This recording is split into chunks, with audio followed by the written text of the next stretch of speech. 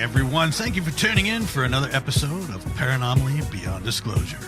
We are a weekly podcast dedicated to sincere, in-depth investigations into the paranormal, supernatural, and the metaphysical, with a special focus on the UFO topic. We take a sincere, analytical approach, thoroughly evaluating each case and its implications. Our discussions go beyond the surface as we engage with researchers, investigators, and experiencers to explore the deeper layers of their testimonies. We strive for high-resolution analysis, carefully examining evidence, patterns, and perspectives that challenge conventional thinking. If you're looking for a podcast that seeks deeper understanding, you're in the right place. Please be sure to like and subscribe and follow to receive notifications when new content is made available. You can also visit us at www.paranomalypodcast.com for more content and information, including all our social links. Thank you again for watching or listening, and we hope to see you on the next episode of Paranomaly Beyond Disclosure.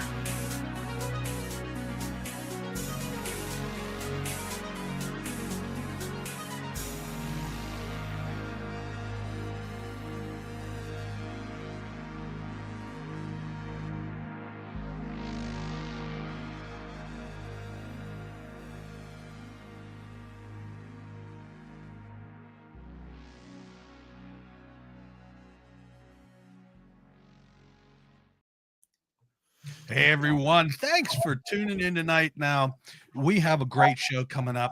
We have Mr. Don Anderson on tonight. Don's journey into the unknown began even before birth. It is an incredible story, and we are honored to have him on. Don, thank you so much for coming on our show. Please tell us just a little bit about yourself. Oh, well, thanks so much for having me. I appreciate being here. You guys offering me the opportunity. I actually have had lifelong experiences, like you were saying, it's going back to before I was born, but I wasn't aware of a lot of these experiences until 1984 when I had this eye-opening type of thing that happened. And then everything flashed into view, and I was like, oh my God, I've had a lot more going on than I thought I did. Some experiences I had no clue that had happened to me. And so right from the get-go, even before I was born, I don't know if you call it groomed, being introduced to them, to the concepts. It's kind of like them working with me before my life and all the way up to the present. So it's... They do that. The experiences that children have when the ETs are seen,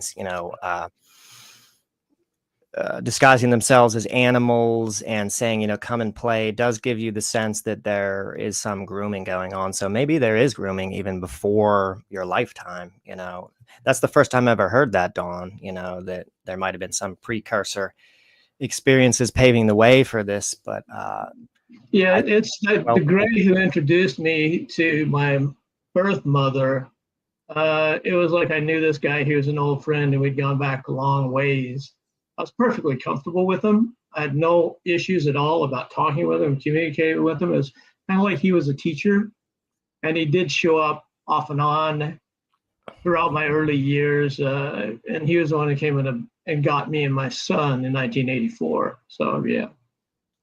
He's been around for a long time. Yeah, and it does seem to me like you don't exhibit, at least in a lot of the experiences, save for maybe when the 1984 experience happened, which I'm sure you are reeling from that. But a lot of your experiences, you don't seem like you had the typical ontological shock, from like the reptilian experience when you described it. You didn't seem totally, terrified out of your wits, by the sight of the reptilian. So maybe that's also another indication that there's been some conditioning and getting used to, that maybe. Well, I had a tremendous amount of PTSD. Yeah. And it was that ontological shock that Dr. John Mack talked about in his book. He was saying there. And the first time I heard him, that he came out with that term was like a year ago. I said, oh my God, that's me. That's where I was for like 20 years. Because back in 1984, when this main event happened, And they introduced themselves to me, and I had to pass life review of all these times that I had been taken. I was in severe shock because I was a born again Christian, like a Christian type of individual, right? And I was full flung like, this is my path and this is what I'm going to do. And right in the height of all this, when I was really heavily involved, they came knocking on the door, and it just totally turned my life upside down. I was just totally in shock, but I didn't have anybody to talk to about it.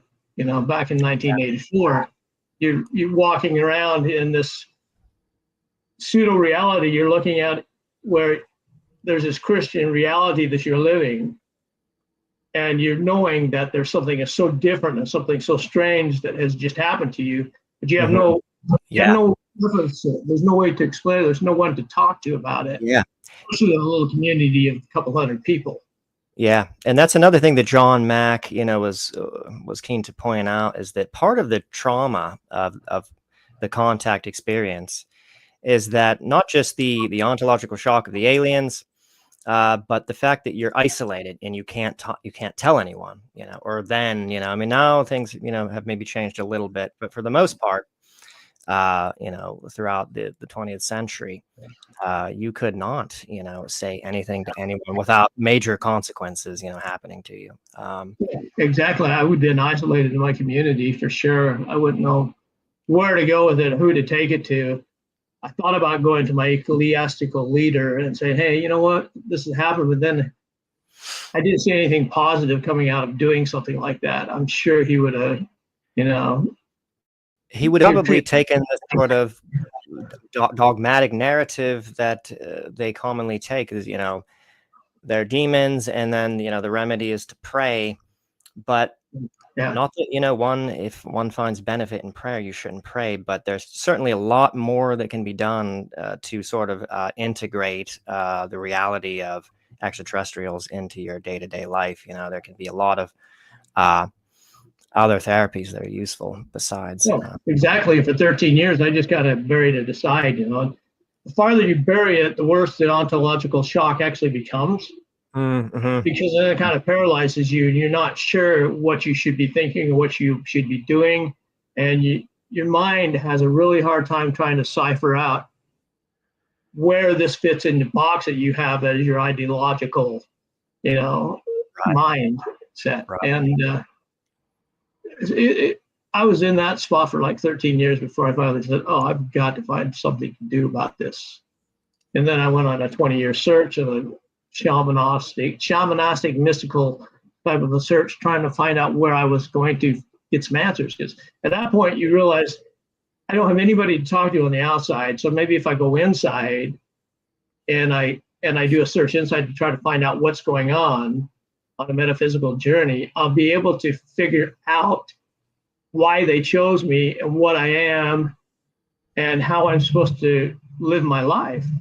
Mm-hmm. And so you're still living that ontological shock. You're just coming out of the closet, so to speak, but you're only coming out of the closet to yourself. You're finally admitting to yourself, hey, this thing has happened to me. I think maybe I better deal with it. Yeah. And it took 20 years to be able to come to some sort of terms with that and realize that, this is a subject that it's going to take many lifetimes to really understand. This life you have here is not, you're never going to come to the bottom of what's going on. The rabbit hole is just too deep. I love that, Don. That is what I think myself. And too many people, I think, have the opposite idea. I think that in large part, we are like monkeys trying to figure out calculus here with what is truly going on, the deep of it, I mean, and we have to reconcile with the fact that we are just not going to penetrate it to its fullest extent. There's no way that's going to happen. The physical body and the physical mind is not capable of being able to understand some of the concepts that they carry around in their head, because they come from a totally different environment, a totally different reality. They're out in space doing their thing, and you don't know point of reference. Yeah, there's no frame of reference for it, so you can't. I once had a friend who said, you know what, you need to think like them to be able to understand their logic and why they're doing things. Yeah, I think that's But how do you think like them if you've never lived the life that they're living? right. It's like trying to live like a dog, you know. And you know what? That might explain, and I have thought about this before. There are some peculiar experiences which maybe aren't too uncommon, where the abductee, and usually during a regression, will have this memory of being the ETs, of being one of them, and they are able to bring back from that some insight into what things are like from their perspective. And I think the reason why the ETs have given them that experience, however they do it, is because that's the only way to really kind of gain true understanding of what's going on. And I think that that's given some people some important insights into the hybridization program, which maybe are useful in understanding, because we can't, locked in our sort of paradigm, we can only see the hybridization program as just something obviously nefarious, that is a crime against humanity. And I'm not saying that it isn't that. I haven't made up my mind, and I'm going to remain neutral on this, but there could be some important perspectives on that could be gotten, from the alien side that might shed a lot of light, like it might be the case that that this is something of great cosmic importance to species merger, to have species, trading their genetics and creating hybrids to sort of create a bridge between civilizations, advanced civilizations. And there could be something like that going on. And all I mean to say, without getting too in the weeds here, is that these insights that some people bring back, these abductees who have what John Mack termed the sort of dual identity of human and as alien, kind of shed light on some of these things. And I think that kind of ties into what you're saying, Don. Yeah, and go ahead. There are two things that come to mind with that. I've had two times when I've had some experiences with them. And one of them in specific, I looked at the guy who was kind of leading me along right there and going through this experience. And I looked at him and I said, I'm not going to be able to remember this when I go back, am I? And he says, no. And I says, well, why not? He says, well, the physical body is not capable of carrying the information that you're picking up because it exists on a different level. So it's light information, and you can't physically understand what's happening with your mind because there's no frame of reference for it, and you can't decipher how the information is supposed to be processed. Right. Yeah.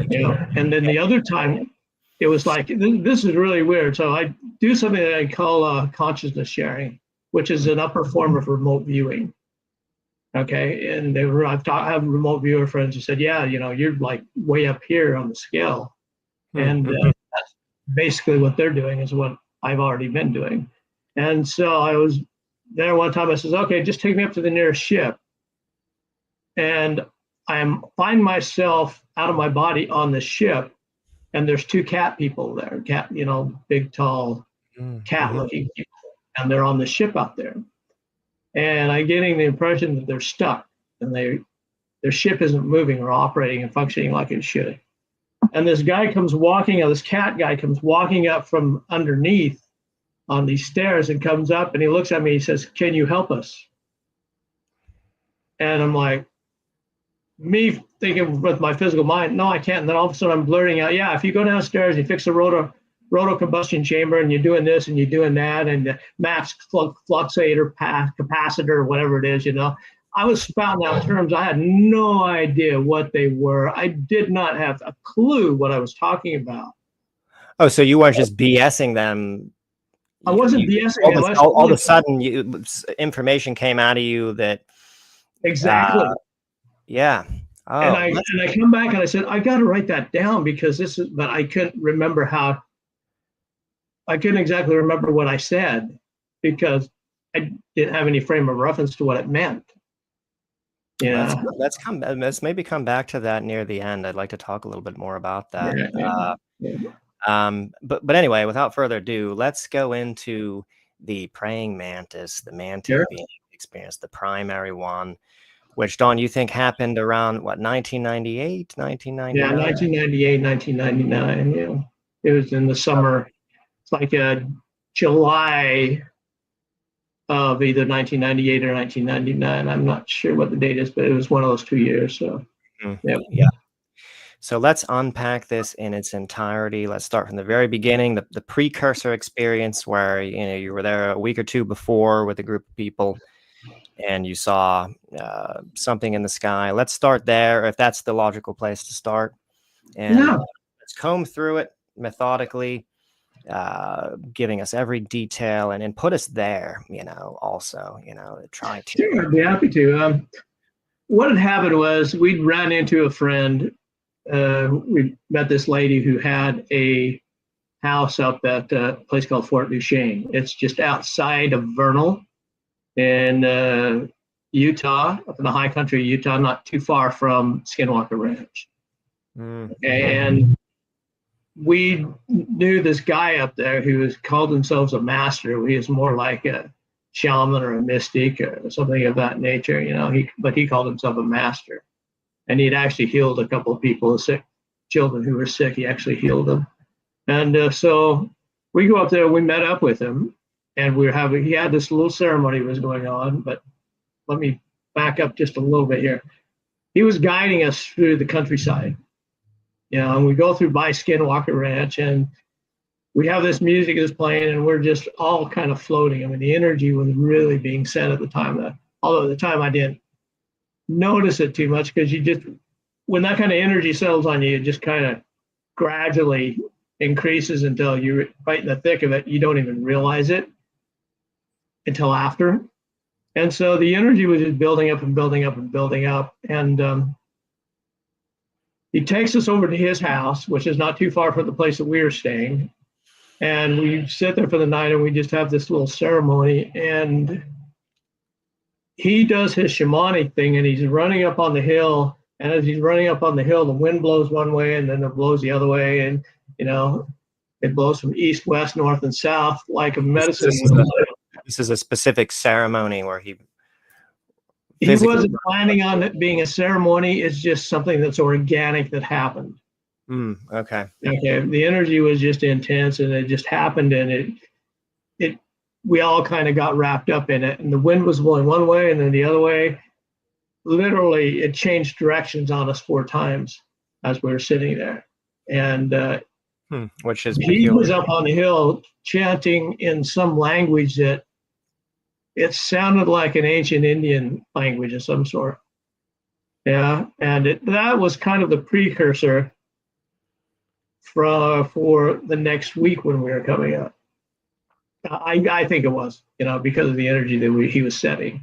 And it was really intense at the time. It was kind of brought tears to our eyes. Yeah, we just had a guest on who, prior to his major contact experiences, his wife was at a meditation retreat and was praying and praying and praying, and then she had a tremendous experience. So it's just a little bit of a pattern. I'm starting to notice with maybe there is some kind of connection. Exactly, it was a pattern. And so we leave that late at night. It was probably 11 o'clock at night, and we're sitting on the porch of her. It was a trailer that she had up there, and just moon watching. And the moon sat in the sky the whole night in the same spot, which was kind of weird. We just look up at it and say, "Hey, the moon is really big tonight." I was like, "Yeah, it's a really full moon." And my friend looked up and says, "Yeah, the moon's always bigger this time of night." And we kind of just wrote it off, but it just hung over us in the same spot all night long. Yeah. And do you think it's peculiar that no one picked up on the fact that it was moving? Or do you think it's like in normal circumstances, someone would have noticed that something was? Yeah, in normal circumstances, you wouldn't. I'll tell you why that's so weird, because we all sat there just chatting and doing our thing. And then we decide to go to bed. And then, and the next morning we wake up and we're packing and ready to go. And we look up in the sky, and the moon is up there. It's coming up over the mountains. Sometimes you see the moon during the days, right? And the moon was coming up. I looked up and I said, "Hey, there's a moon." Everybody looks at it and says, "Uh-huh." And it was just a non-event. We didn't even go back to think that the moon was hanging up over us all night long, which obviously wasn't the moon. Yeah. You know, so there's something going on there during that night. You're not thinking quite in the rational manner as you normally would about things. Yeah. No, and of course we'd find out why a week later when we decided to come back up again. You know, after it was like the 24th of July, we decided we would go back up again. Let's just pause real quick, though. I just want to make one more comment on that. So the thing that you were seeing that looked like the moon wasn't the moon. What do you suppose that it was? It was a ship of some sort. It was a ship of some sort. Yeah, they have a way of being able to kind of disguise themselves. And I think it was designed to look like the moon. And that's why you are not able to distinguish that it was not the moon, because it wasn't just a ship that had a moon-like appearance. It looked like the moon. It was very convincing, and I would just also comment that may have been the sort of psychic projection, what I call dissimulation, going on, where maybe the moon image is being projected to your mind, and it's not, you know, the way the craft actually looks, you know, in the same manner that the Greys, like, project the image of a beautiful woman over their own appearance, you know. Yeah, it's like, you know, I had an experience where I was envisioning skunks chasing me down the canyon, which was ridiculous, right? Yeah. It was like I'm being chased by coyotes, and there's skunks there that are chasing me, you know, and I'm looking out where I'm trapped and seeing skunks walking around, and it's just an image that they throw at you, like people see owls all the time, or, you know. And two more things.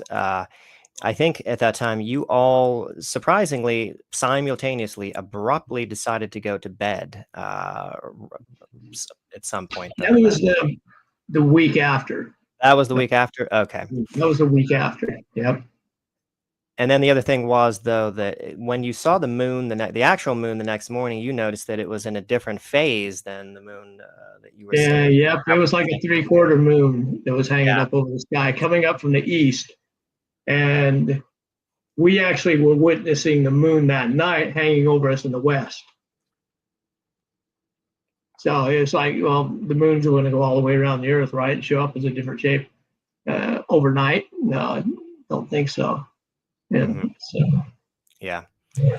But anyway, so 2 weeks later, 1 or 2 weeks later, what happens? Okay, we decided we were going to go up. There was some different people this time. There is the lady who owns the place, and me and my friend who is my mentor, and a guy who claimed to be a wizard, who was more or less a mystic type of a gentleman as well. He was going to lead us. And so on the way up, we're thinking to ourselves, we'll say, okay, well, we want to have an experience. We want to have a bona fide experience of something. So we already had preset in our minds that we wanted something to happen. And we're talking on the way up, because it's like a 2-hour drive to get to where we needed to go. We had to drive up the canyon all the way up in the high mountains to get to where we camped. And so we're deciding, we're thinking, okay, well, what kind of a experience do we want to have? You know, we're thinking, well, we could see if we get some humanoid looking ETs dropping in. Maybe we can see if we can call some of those in. Grays are pretty common. Maybe we don't want the grays. And somebody popped up and said, well, why don't we just try for the Praying Mantis? And you wanted to see actual beings. You weren't. Yeah, we wanted to see actual beings present themselves to us, because we all had questions. We all were very heavy experiencers, and we all wanted something to happen, and we weren't afraid at all that something was going to happen. We wanted proof that a lot of the dreams and stuff we were having were actually real, and that these guys were actually there, even though we knew that they were. We want a physical experience. Right, and a lot of times, even if you're that's how contact experience is, or our ontological model of reality is so rigid and stubborn that even if you're almost sure that this is really happening, there's still like this in This just nagging little to spot in the back of your head. This may not. Am I crazy? You know, yes. even though I've had these experiences all my life, and looking at it, I say, well, am I crazy? How's this? You're still questioning how it all fits in. You're still going through that shock a little bit, even though you've been able to work through a lot of it because you find like-minded people you're able to talk to. You know, because you can't just go out and talk to anybody about this. Say, even nowadays. I mean, even though we know there are millions of people out there who've had experiences, you don't want to initially face a ridicule of somebody downplaying where you've been until you've developed a sense of yourself to be able to come out and say, I don't care what you believe. This is what happened. You know, you have enough self-confidence with yourself to. And the paradigm also creeps back, even if you've had an experience and you know that. That's the funny thing about the sort of standard worldview of reality, or the paradigm. Like, even if you've had an experience and you know it's wrong, it still kind of will continue to encroach and almost recover over the hole that you had formed, from the hole that had formed from the experience. I noticed an odd thing with that where maybe it's all the programming, and media influence, that's just constantly projecting materialism at you, day in and day out. But anyway, so back to the experience. So we get to the campground, and I'm looking at the outhouse because they didn't have plumbing out there. They had the trailer that they set up, but they had the outhouses out back of every trailer that was out there because they just didn't have the facilities to be able to put together, a septic system. So they have outhouses, and we pull up in the back. And I look at the outhouse, and I say, "Beware of the outhouse. Don't get caught in the outhouse," because I was just joking around. Because you go into the outhouse and they're gonna trap you there. And it was just meant to be as a kind of a joke, and turned out to be pivotal a little bit later on after things got intense. But at the time we pull up, and we just do what you normally do when you pull up to a place. You get ready, you get your tent set up if you have a tent. I was just going to sleep out on the front porch with my sleeping bag. It still gets kind of cool up there. Even in July, it get down to about 40 degrees, which is fairly cool. But two of us decided we were just going to sleep out on the front porch. Because lack of room, and it just seemed the place to be. But so we're sitting there drinking coffee, probably a little bit after dark, maybe a little about 9 o'clock, 10 o'clock, probably. My guess is about 10 o'clock at night after the sun go down, and we're just looking up at the sky, but there's nothing up there because there's a little bit of cloud overcast, and it had been drizzling just a little bit. All right, and it wasn't full. It was just like you feel a sprinkle here or there, nothing really serious. And as we were sitting there just talking, you could look at the sky, and all of a sudden there's a circle the clouds just start disappearing. And as these clouds start disappearing, there's a perfect circle over us, directly over our heads, that like a big old cookie cutter had just come down and punched a hole through the clouds.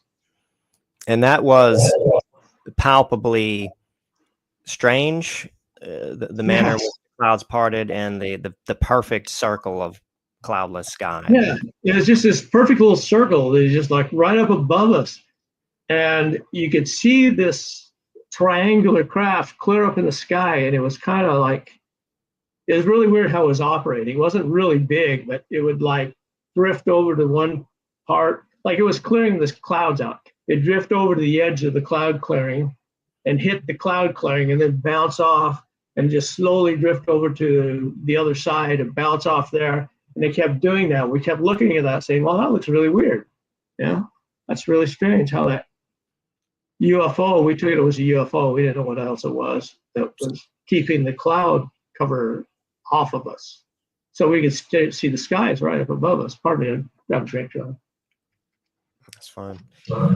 And the UFO was clearly I mean, the flying object in the sky was clearly unconventional. It was going back and forth. It wasn't in a straight sort of linear path of any sort. No, it was just randomly hitting the side of the clouds and then just slowly just move across the sky, the clear part of the sky, and hit the other side of the circle.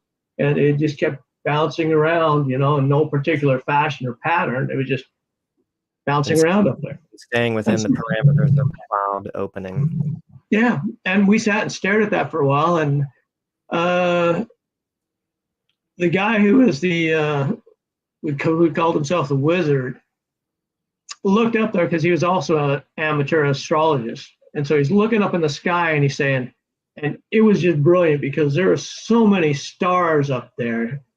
It was just all lit up with a star pattern that he didn't recognize. He says, I'm looking for the constellations. I don't see any constellations up there that look familiar. There's nothing. This is a different sky. And it's almost like we're looking through a portal or something is what I look at now. That there may have been a portal that opened up somehow over the top of us. And it revealed a totally different sky than what we'd normally have. And the stars were just bright. They were numerous. And it was mesmerizing to me, to be honest. I mean, it was just, I was looking up on it just kind of awed, just staring up at the sky. And one of the ladies said at that particular point, says, oh, I need to go to the bathroom. And so she takes off and she walks back around the trailer, out back towards the outhouse. And all of a sudden she screams, she's like, oh, you hear her screaming. And she mentioned for my friend to come on back. And so she walks back and you hear him just shouting back there about something. They were just carrying on. And then the Wizard goes back.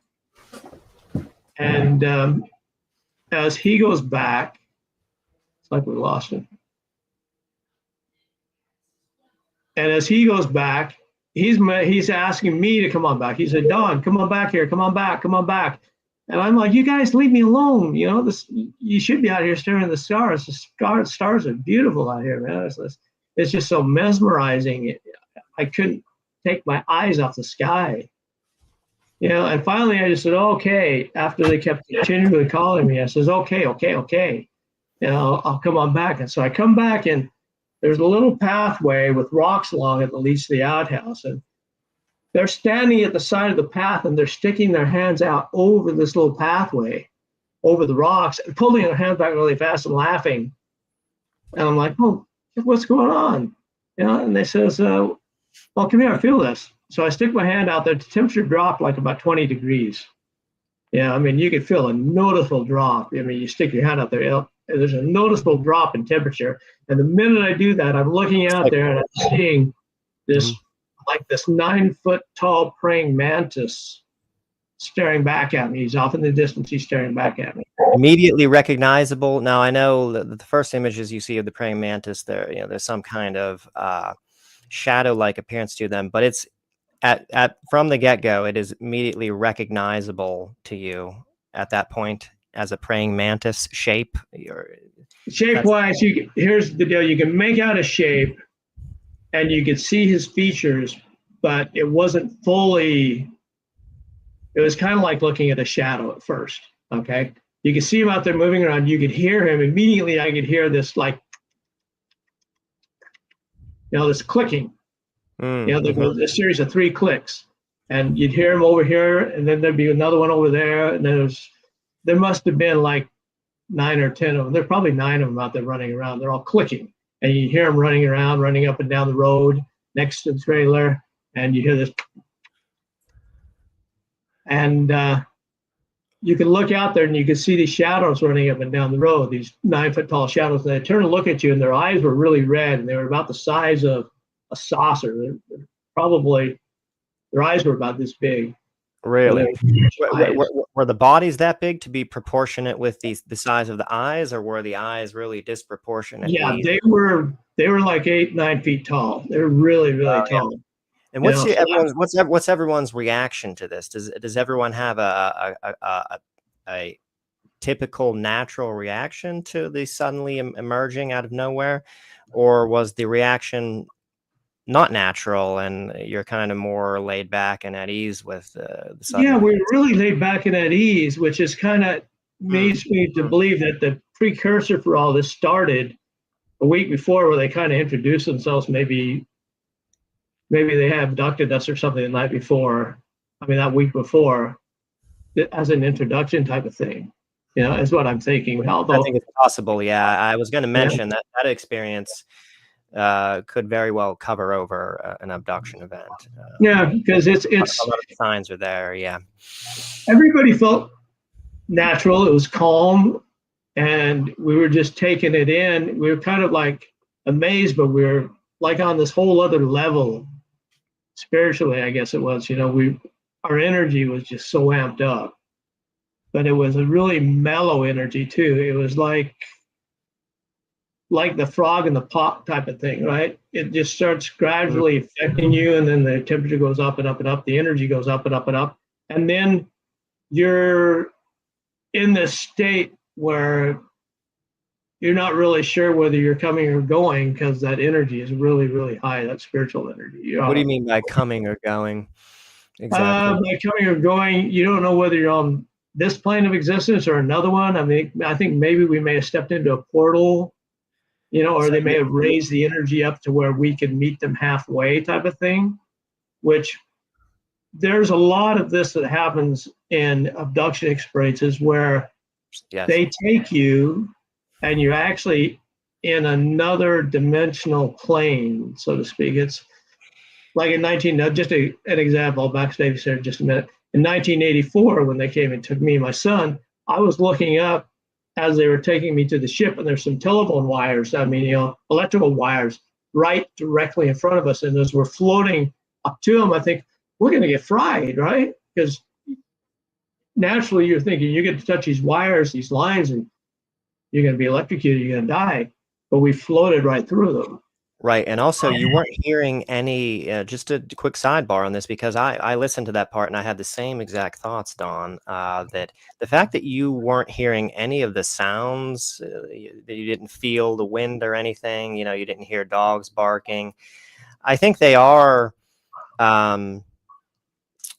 phasing you out of this time-space reality slightly, and there's I think what the realm that people sometimes immediately go to post-death, you know, where there's this kind of inter-realm where you can see this world and everything. This world is still sort of perceptible, but you're not really in this world. You're kind of in a nearby frequency, and that's exactly what I thought you were describing that, and that's still a bit of a mystery, but it seems like there's some indications that, yeah, I mean, how otherwise, you know, how do they float you through a solid wall, you know, if you're in this time space, if you're slightly phased out, like if anybody knows the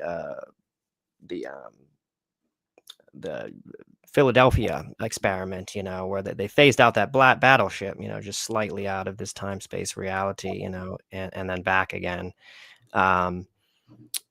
And I think that's essentially what they're doing, or that's one hypothesis. Yeah, I would tend to agree with you. That would explain a lot that happened in 1984, because we're floating through the house and there's this huge ship. It's like floating in the air right out in front of the house over an open field, and the lights are shining off of the house. You can see them strobing off the house, but nobody notices it, and you can't hear anything. The crickets have all stopped. It's like you're entering into a vacuum. And yes. I think this is kind of what we did at that particular point with the praying mantises. Praying mantises, you all feel, yeah. And maybe if another observer were there, they wouldn't have seen anybody. You know, you would have all been maybe not perceptible to someone that was on the dial of this frequency reality. You know, perhaps, maybe exactly. Not. But anyway, so. Getting back, so they're still running around. How many of them are there, and what is their behavior? Do they seem? It was confusing to me whether they were running around with purpose or whether there was some sort of animal sort of like aspect to how they were running around, or what did it seem? I mean, it started out that there's three of them, and one of them who is I'll explain a little bit later on what's going on with that particular one. But he was in a group of 3, and then later on, you could make out probably about 6 more of them running around. I'm not sure what they were doing. I don't know if they were just down here prepping something or doing.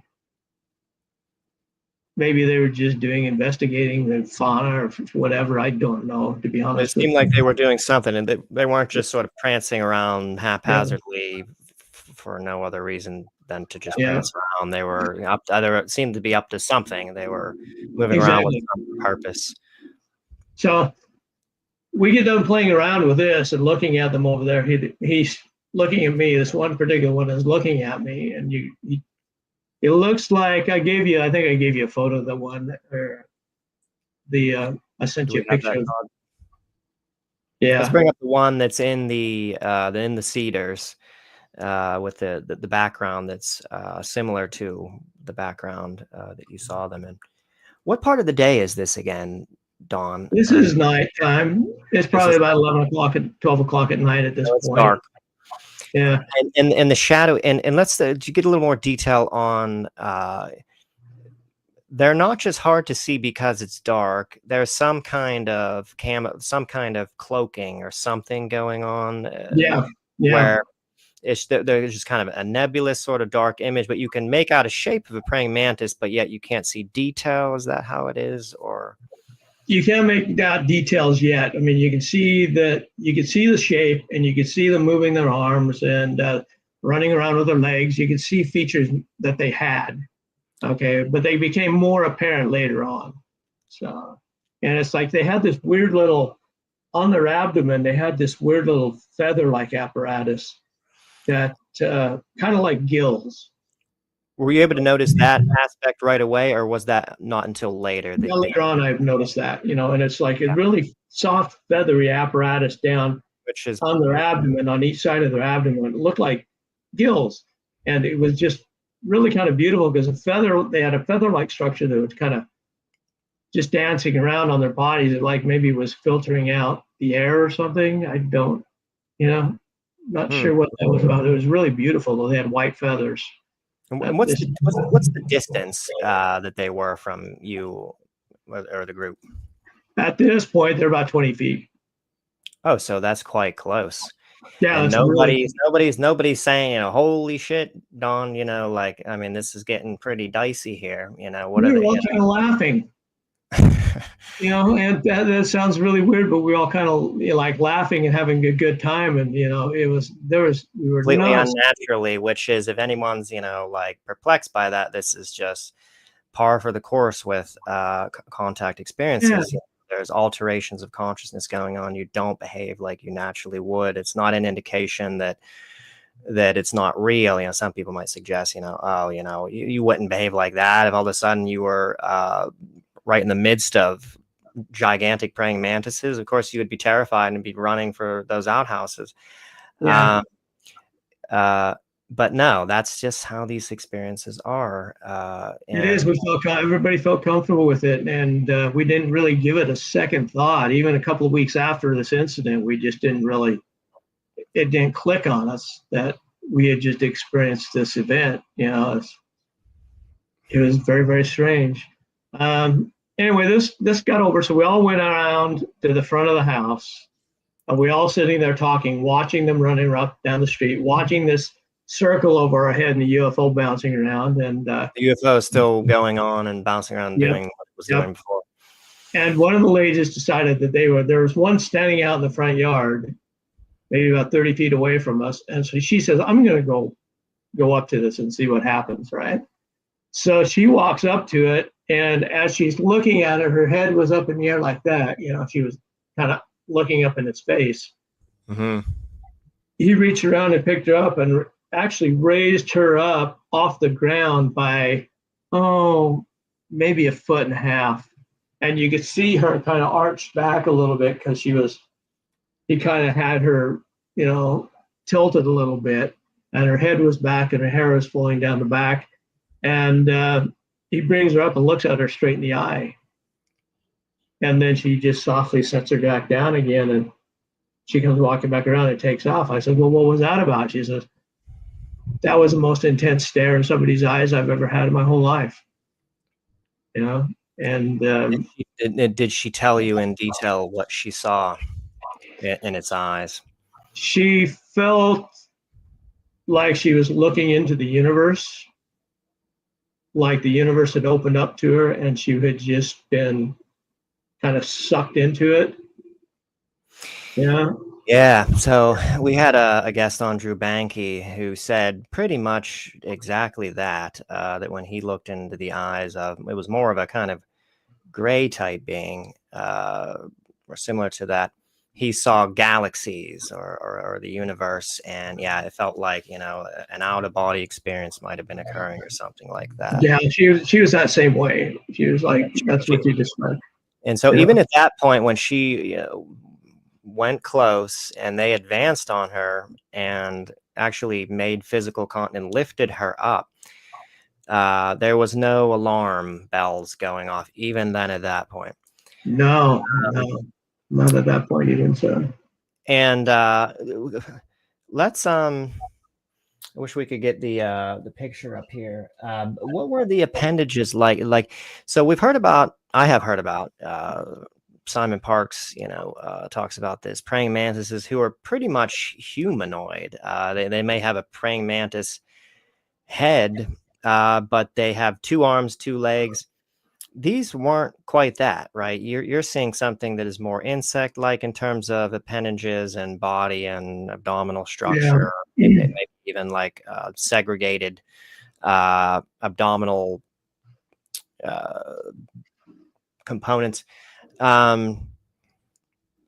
many were they walking on multiple legs, or do you give okay, let me describe I body. know you can't really or maybe describe what you can so far as what you saw, but when we get further into the story and you get a very close-up interview, we can get more into depth with appearance. Okay. What I saw was, if you've looked at an ostrich and you see an ostrich's body, okay, it's kind of like a cross between the ostrich and the full-grown praying mantis. The praying mantis has the insect itself has a really long abdomen or thorax or whatever you may want to call it, right? This one was shrunken down, and it was just a little bit, it looked an awful lot like an ostrich. You could probably put a saddle on them, ride them around. And they had 4 legs. They looked kind of like a deer leg in a way. They had like a cold hoof on them, and but really, really skinny legs. And then they had a similar praying mantis upper structure that was attached to them. They had the long arms that were, you know, looked like a praying mantis. And then they had the big head that looked like a praying mantis with the big saucer eyes, and their saucer eyes were red. And it's probably just because of the state that they were in at the particular moment. So I would guess that they probably weren't really red in real life. And no, they weren't. When I think about it, they weren't really red when they're taking me further along in the experience.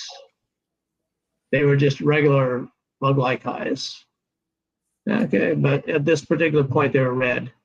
Now, like ultraviolet or something, maybe. Yeah, I wonder what the explanation is for that. You know, why were you seeing? Oh, and you also said that they could have been covers of the eyes. The eyes were the one aspect so far, the way you're seeing them now at this point in the story. That the eyes were the one aspect that was pretty tangible. You know, the rest of the creature was not very tangible and was kind of ghost-like, I think you described it as. But the eyes were clearly realistic and there. Those are the what do you call the gorilla people? Oh yeah, that is. See right there on the little structure right there underneath that blue stuff, that blue part right there.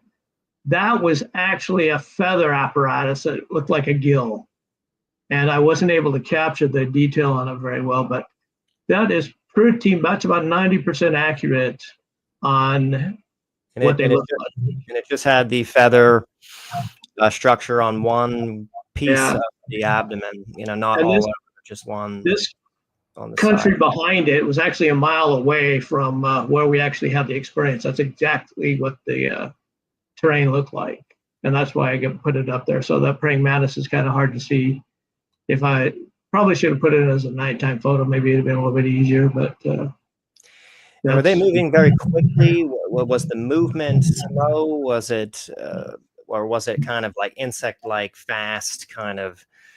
They can move pretty fast, and they were moving pretty fast. You could hear them just kind of galloping up the road, so to speak. You know, so they had some fast movements right there, and his big pincher arms. They were probably, you know, you could consider them to be kind of spooky. If they wanted to, they could have really done some damage with him, but he didn't want to do that. So, and so that's what we saw running up and down the road. And the road is very similar to where he's at right now. So that's about 90% accurate. Interesting. Yeah. And so after that incident, I said, well, I want to have my own incident, right? I want to see what I can do. I mean, I'm going to go back around the trailer and I'm going to talk to them and see if they will show themselves to me, right? Because I want to see them fully in their entirety.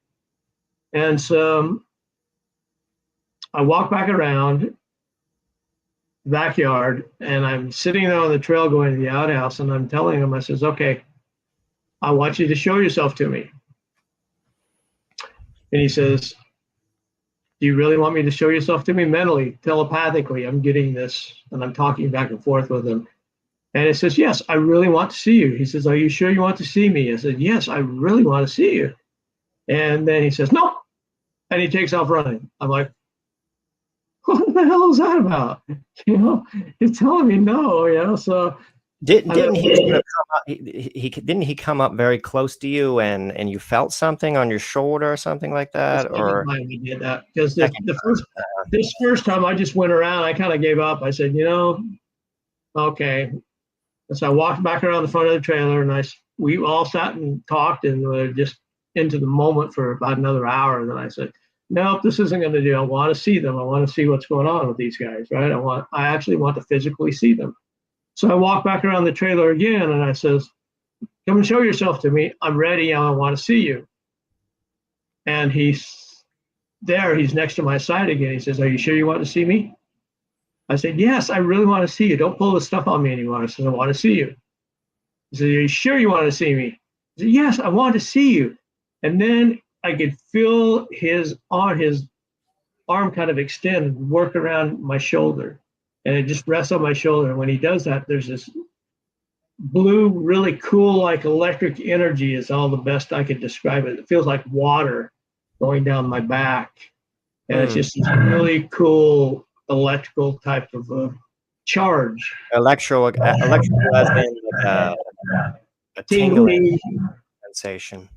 Yeah, tingly sensation, but it was really cool tingly sensation that just running down my back, my shoulders and down my back. He said, no, you're not ready to see us yet, little one. And that's what he called me. He called me little one, and which was a great compliment, because what he was saying is we're kind of making you one of our own at this particular point, you know. So we're calling you little one because you're learning. And I said, oh, okay. And after that, it was just like, well, that was kind of dumb for me to even ask, right? Because the feeling he left with me was, it's all right. I'm here. You don't need to see me right now. And so I walk around the back of the front of the trailer, and everything starts winding down. What do you mean? At this point, you could see the clouds start to come back into the sky. You could see the ship disappear. And within about 20 minutes, it was like nothing had ever happened. You couldn't hear them running around anymore. You couldn't see them. And you just knew that they were gone. And the wizard, who the man who called himself the wizard, just broke out in tears. I said, well, what's going on? What's on, man? He says, you don't understand this. This has been really special. I mean, you may understand in a week or two, but this is really, really special, guys. I said, oh, okay. So we just sit out there, and nobody said a word for about a half hour. We just sat out there and stared out into space. Nobody's saying like, what the fuck just fucking happened? You know, no, there's no sort of well, I guess we're all stunned. The most bizarre experience. Not that that's unusual. Again, it's the altered state that you're in, you know, that really always behaves like this, very unnaturally. But it's typical. Doesn't mean it's a normal everyday occurrence, even if you're a full-fledged UFO contactee, and we didn't understand the seriousness of it because we're all in the moment. But we're just all really quiet because I don't think any of us really know what to say at that point. So we're just staring off into space, just drinking our coffee. Then all of a sudden, we all jump up at once, and this is the point you put forward. We all jumped up at once, and we said, "Time to go to bed."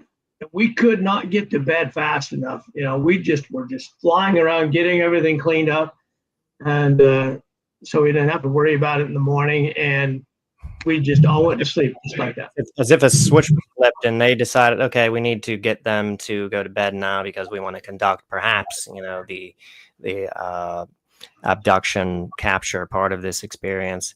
Yep. And you just immediately, like automatons, go and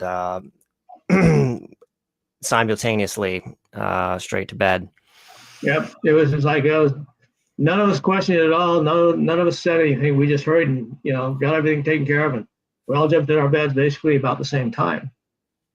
Well, about 3 a.m. This is where I went into hypnotherapy on this part, because very seldom do I ever go into hypnotherapy on any of my experiences. But this one was so intriguing to me. I thought, man, I've got to figure out what happened. I want to know what went on that night and what happened. And at 3 a.m.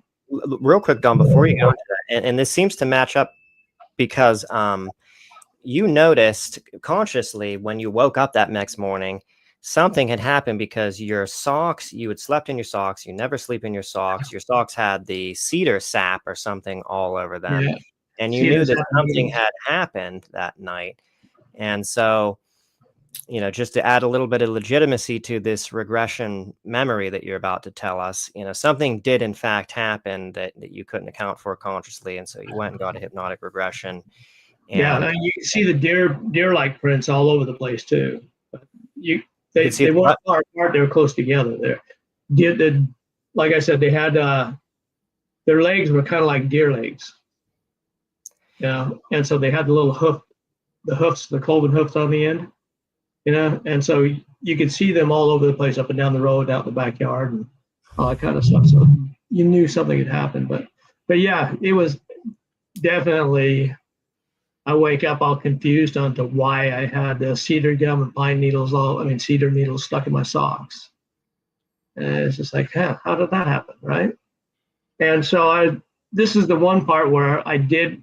In all my experiences, this is the one time I did have hypnogression or therapy, hypnosis therapy, regression, I should say, because I wanted to really find out what would happen at this particular point. So at 3 a.m, I find myself with my eyes wide open. And I just instinctively get out of my sleeping bag, and I turn and I walk up the road where we had heard them running up and down the road, right? I walk up the road and I get to this little ravine off the side of the road, and there's this portal right there. It's like a door. And up on the top of the door, it's got like this little clamshell looking thing that's pink. And it looked like an old Greco-Roman style structure.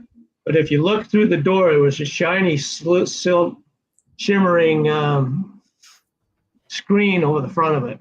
You could see through it, but it had this shimmery type of look through that covered the door, kind of like a screen over the door. And I'm looking through clearly something that wasn't there normally. This is something that didn't belong. It was there, and it looks like. Did you perceive it as like a portal, or what were your thoughts on its nature, or what it was? What I was getting it at is probably a portal of some sort. And so I'm looking through, and I can see a ship. What's the clam-like thing that you described? The clam?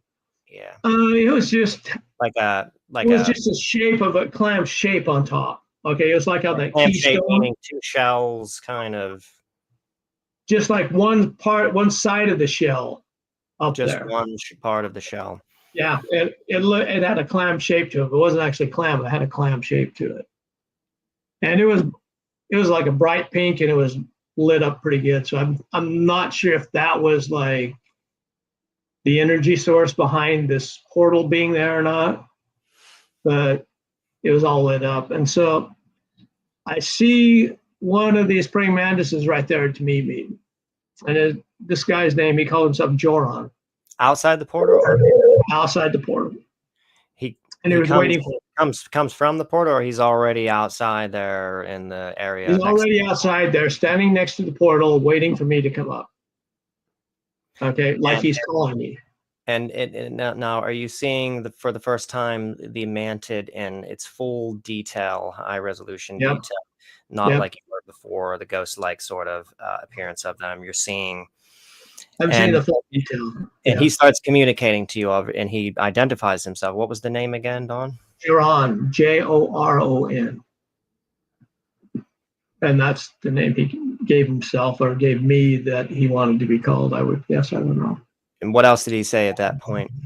He just introduced me to he kind of points at the portal, and I get the idea he wants me to walk through it. So I walk through it with him. The minute I walk through it with him, it's like we're on a big triangular ship. It might have been the ship that was up there earlier, floating around, in the sky. I don't know, but it was a triangle ship that you would see. That's always described as, it's got the lights on each corner, on three corners. It's got the lights, and underneath it had the orange light, which was the primary source, the energy source. Sounds a bit like 3D crafts or something similar. Yeah. The Raytheon or Northrop Grumman. Hey, Don, I have a question real quick. Sure. How did you pronounce this being's name? Is it Joron? Joron. Joron? Yeah. My question is, did Joron communicate with you verbally, telepathically, through some kind of impression, or? It was all telepathically. Okay.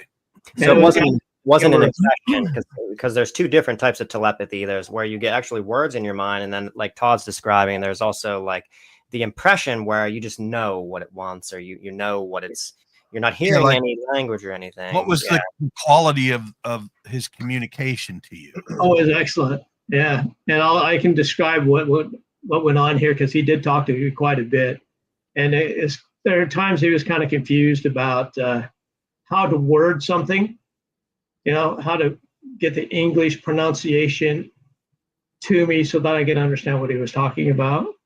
Yeah. So anyway, we find ourselves on the ship. And it's like we're right over the center of the ship. And below me, I can look, there's a catwalk coming in from each corner. And in the middle of it, there's the podium. It's like you'd see a president's podium or something like that. The president of the United States has got his podium in front of him, something similar to that. Okay. And it's sitting right directly over this orange energy source right below us, where the orange ball would hang off. We're sitting right over the middle of it. And he walks me down this catwalk, and he motions me to put his hand on this little red ball that's sticking up in the middle of the podium. But it's only got 3 fingers, so you'd have these 2 and these 2, and then you have an extended finger. I'd have to extend this out more like that. So there's an imprint. Yeah. There's like an imprint for a hand, but it's not a human hand, and so you have to sort of contort your hand in a sort of Vulcan type manner in order to. It's almost exactly like you'd see Vulcan do. Like like that. And so I put my hand on it. The minute I did, there's this great big motion picture screen. It's just a great big screen overhead. And as it's going on, I could see pictures of my life floating by. It's just like I'm running from one scene to another. And it's just kind of floating by as I'm watching the scenes go by. And I look up at him and I'd say, well, what's this? And I could see him kind of pondering that for a minute. And he looked at me and kind of looks around, and he says, I hear him say, deja vu. I'm like, hey, deja vu, and to this day, I'm not necessarily sure. Yeah, it's puzzling. Totally what that means, but it's like, okay, we're showing you pieces of your life here. This is how things are going to go.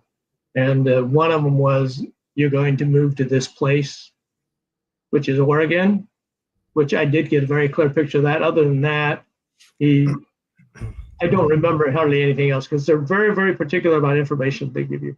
They're not, I asked them questions about where are you from, where am I from, da-di-da-di-da-di, and some really profound questions. And he just looked at me and wouldn't answer a lot of stuff that I had that I wanted to know answers for, So it's like.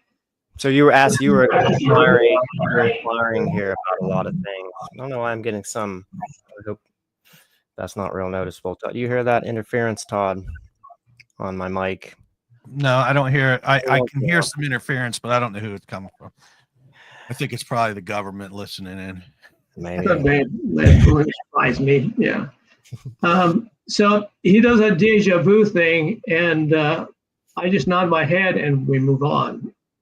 Okay, so the next point, we're standing in front of this huge door. It's maybe like 10 feet tall and maybe 3 feet wide. You go into another room here, or are you in the same room with the catwalk?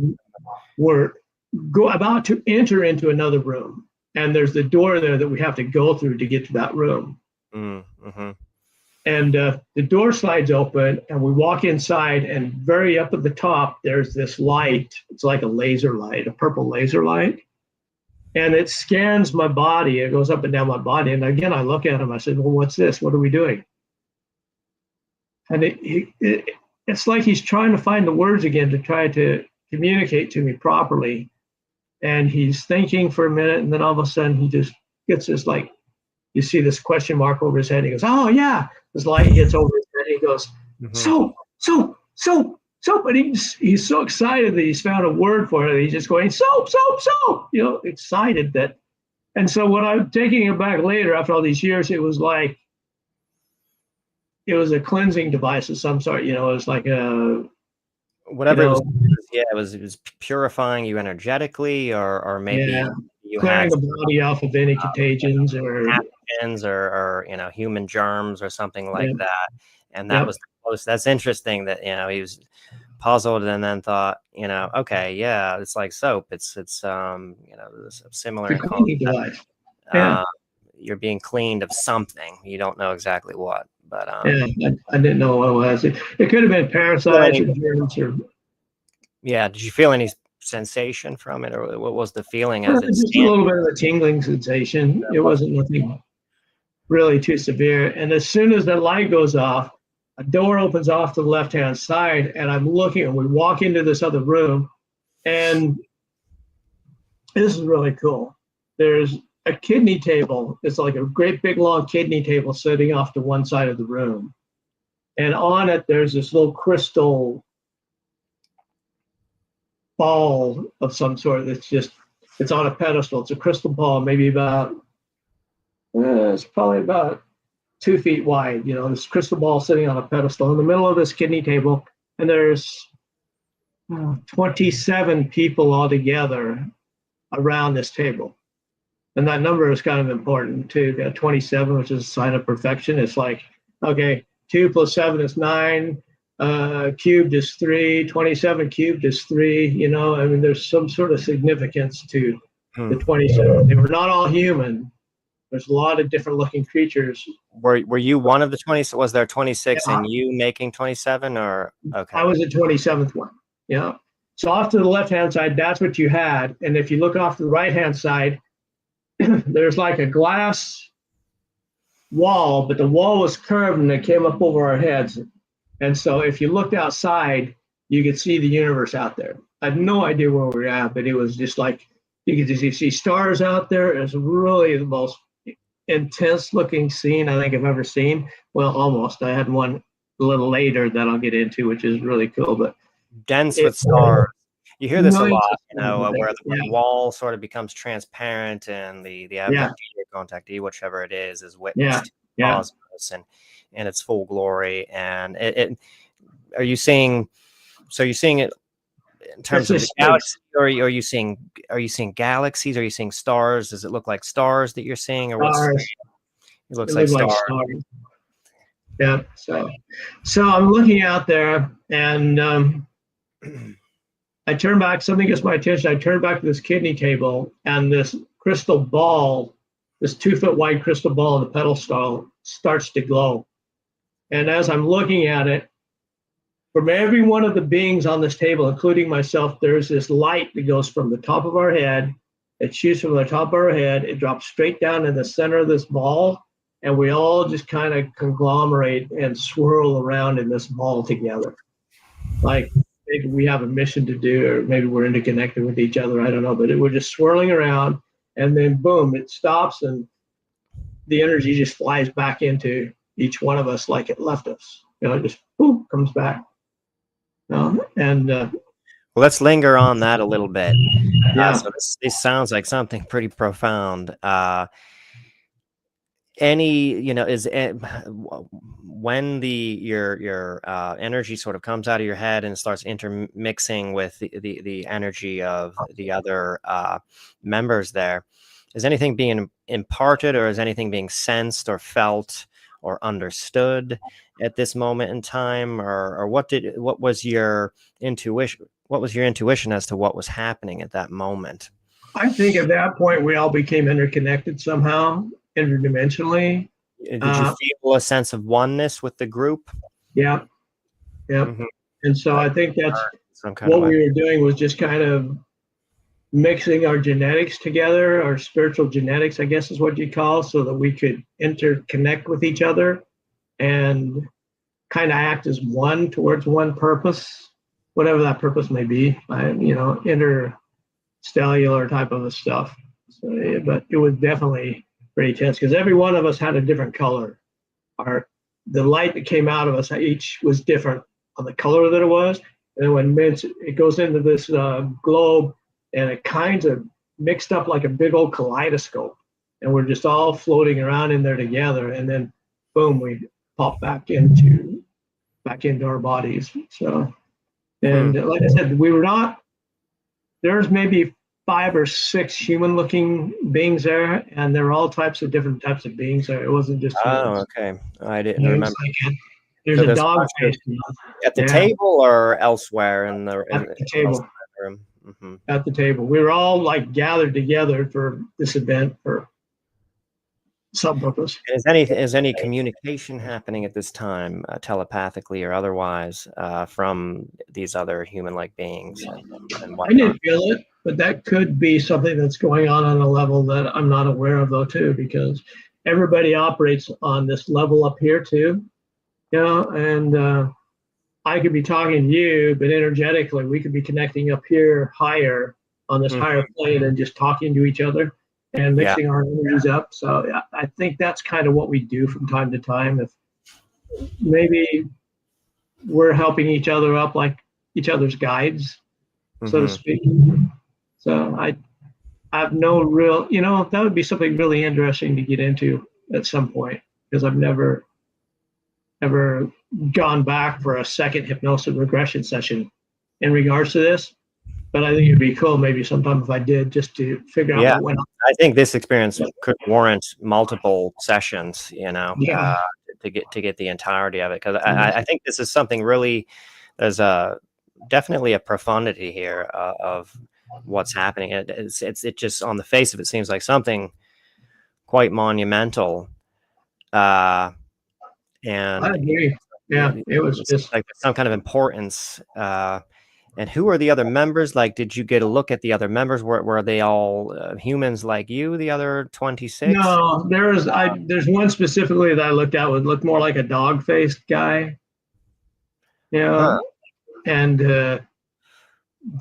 I didn't really, that's the one that stuck out in my mind the most. There's 4 or 5 other human-looking guys there, and a couple of human-looking women, and then the rest of them I didn't really pay an awful lot of attention to, because I was interested in what was going on with the ball, and how our and that's a good question that you just asked, Jim, because I was literally just getting ready to ask the 27 beings, did he recognize any specific species or types among them, or were they all humans or mostly non-human beings?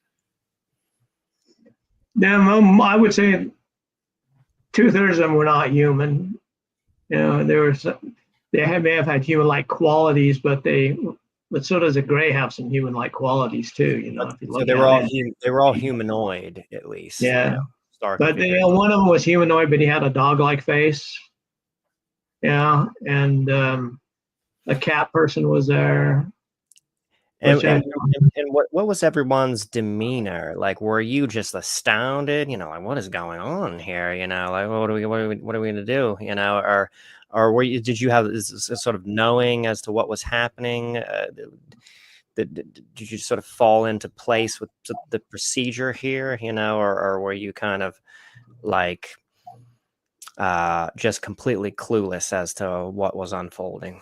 You know, I think on one level I understood what was going on because I was completely calm with it, and I didn't really have any qualms about anything that was happening.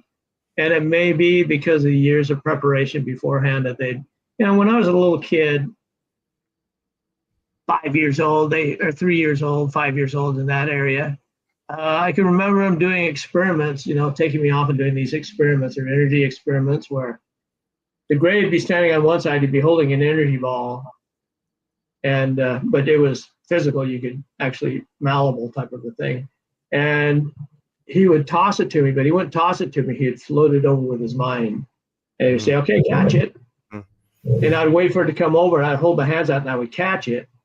And he says, "Now you throw it back with your mind," and I'd try to throw it. He says, "No, use your mind, use your mind." So they were doing these kind of practices, telekinesis exercises or something.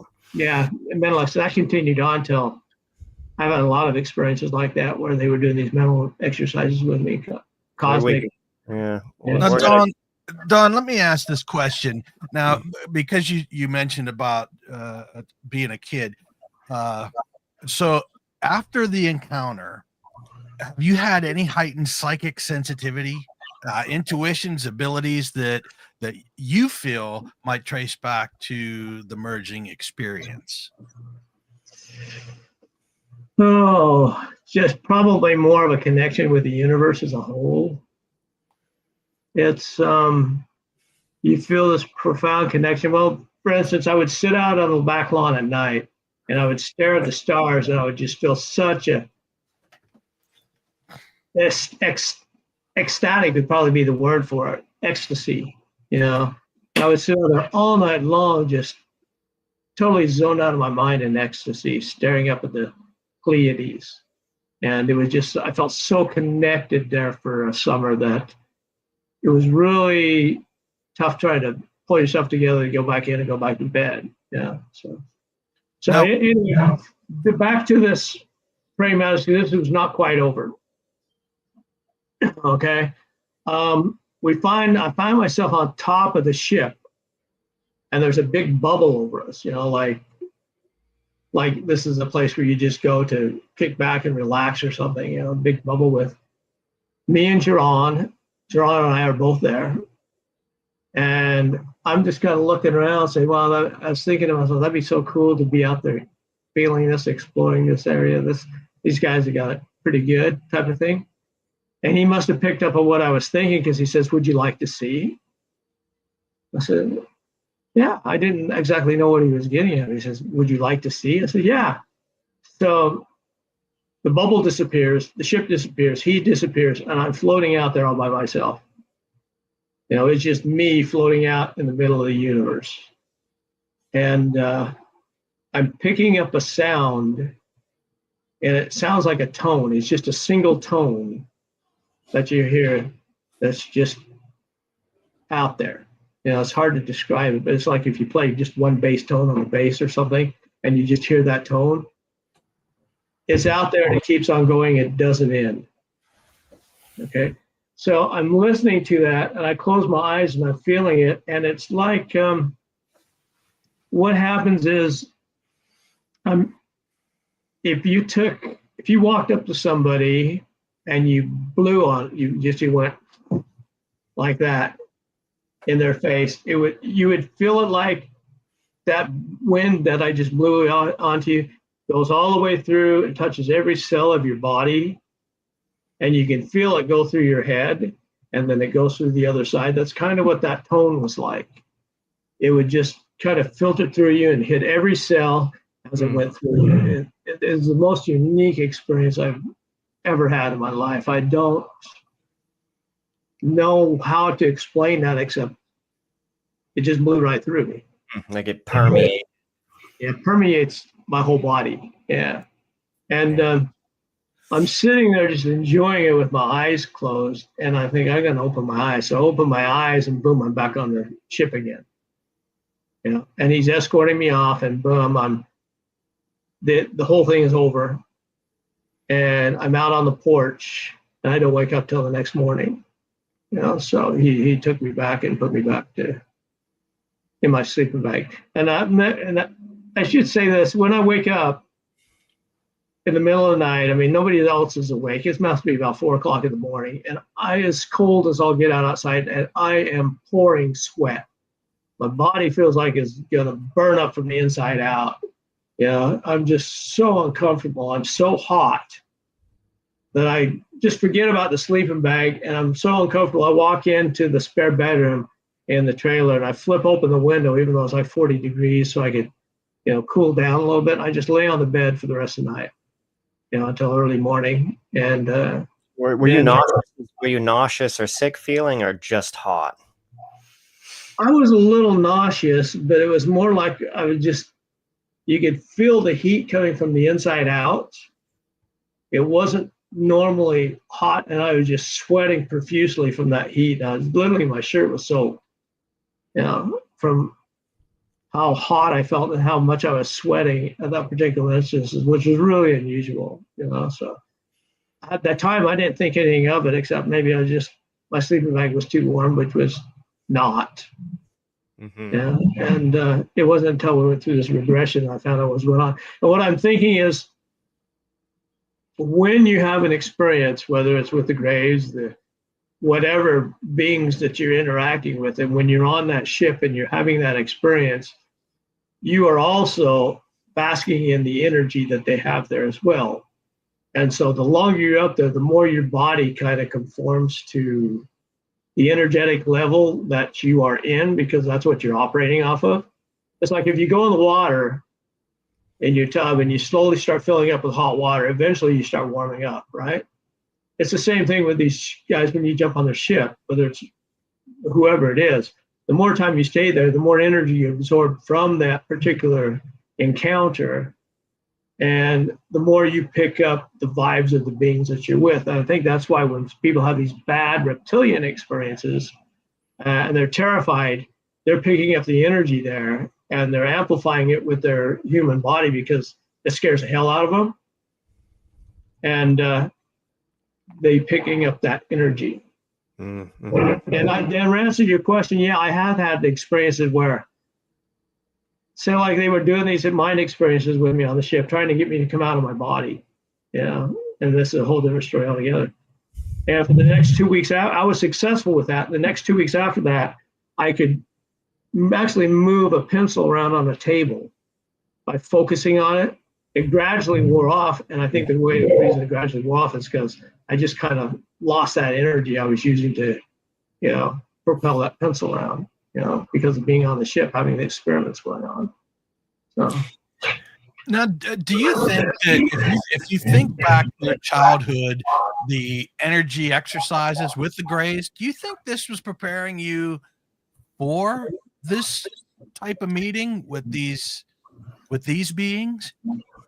I think so. I think they're preparing me to, maybe not with these beings themselves, but they're preparing me to be able to get to a level where I could accept them and be like part of that energetic vibe, so to speak.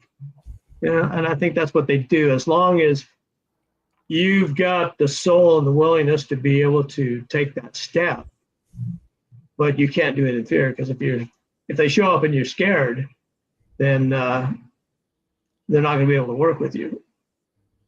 Yeah, that's what Joron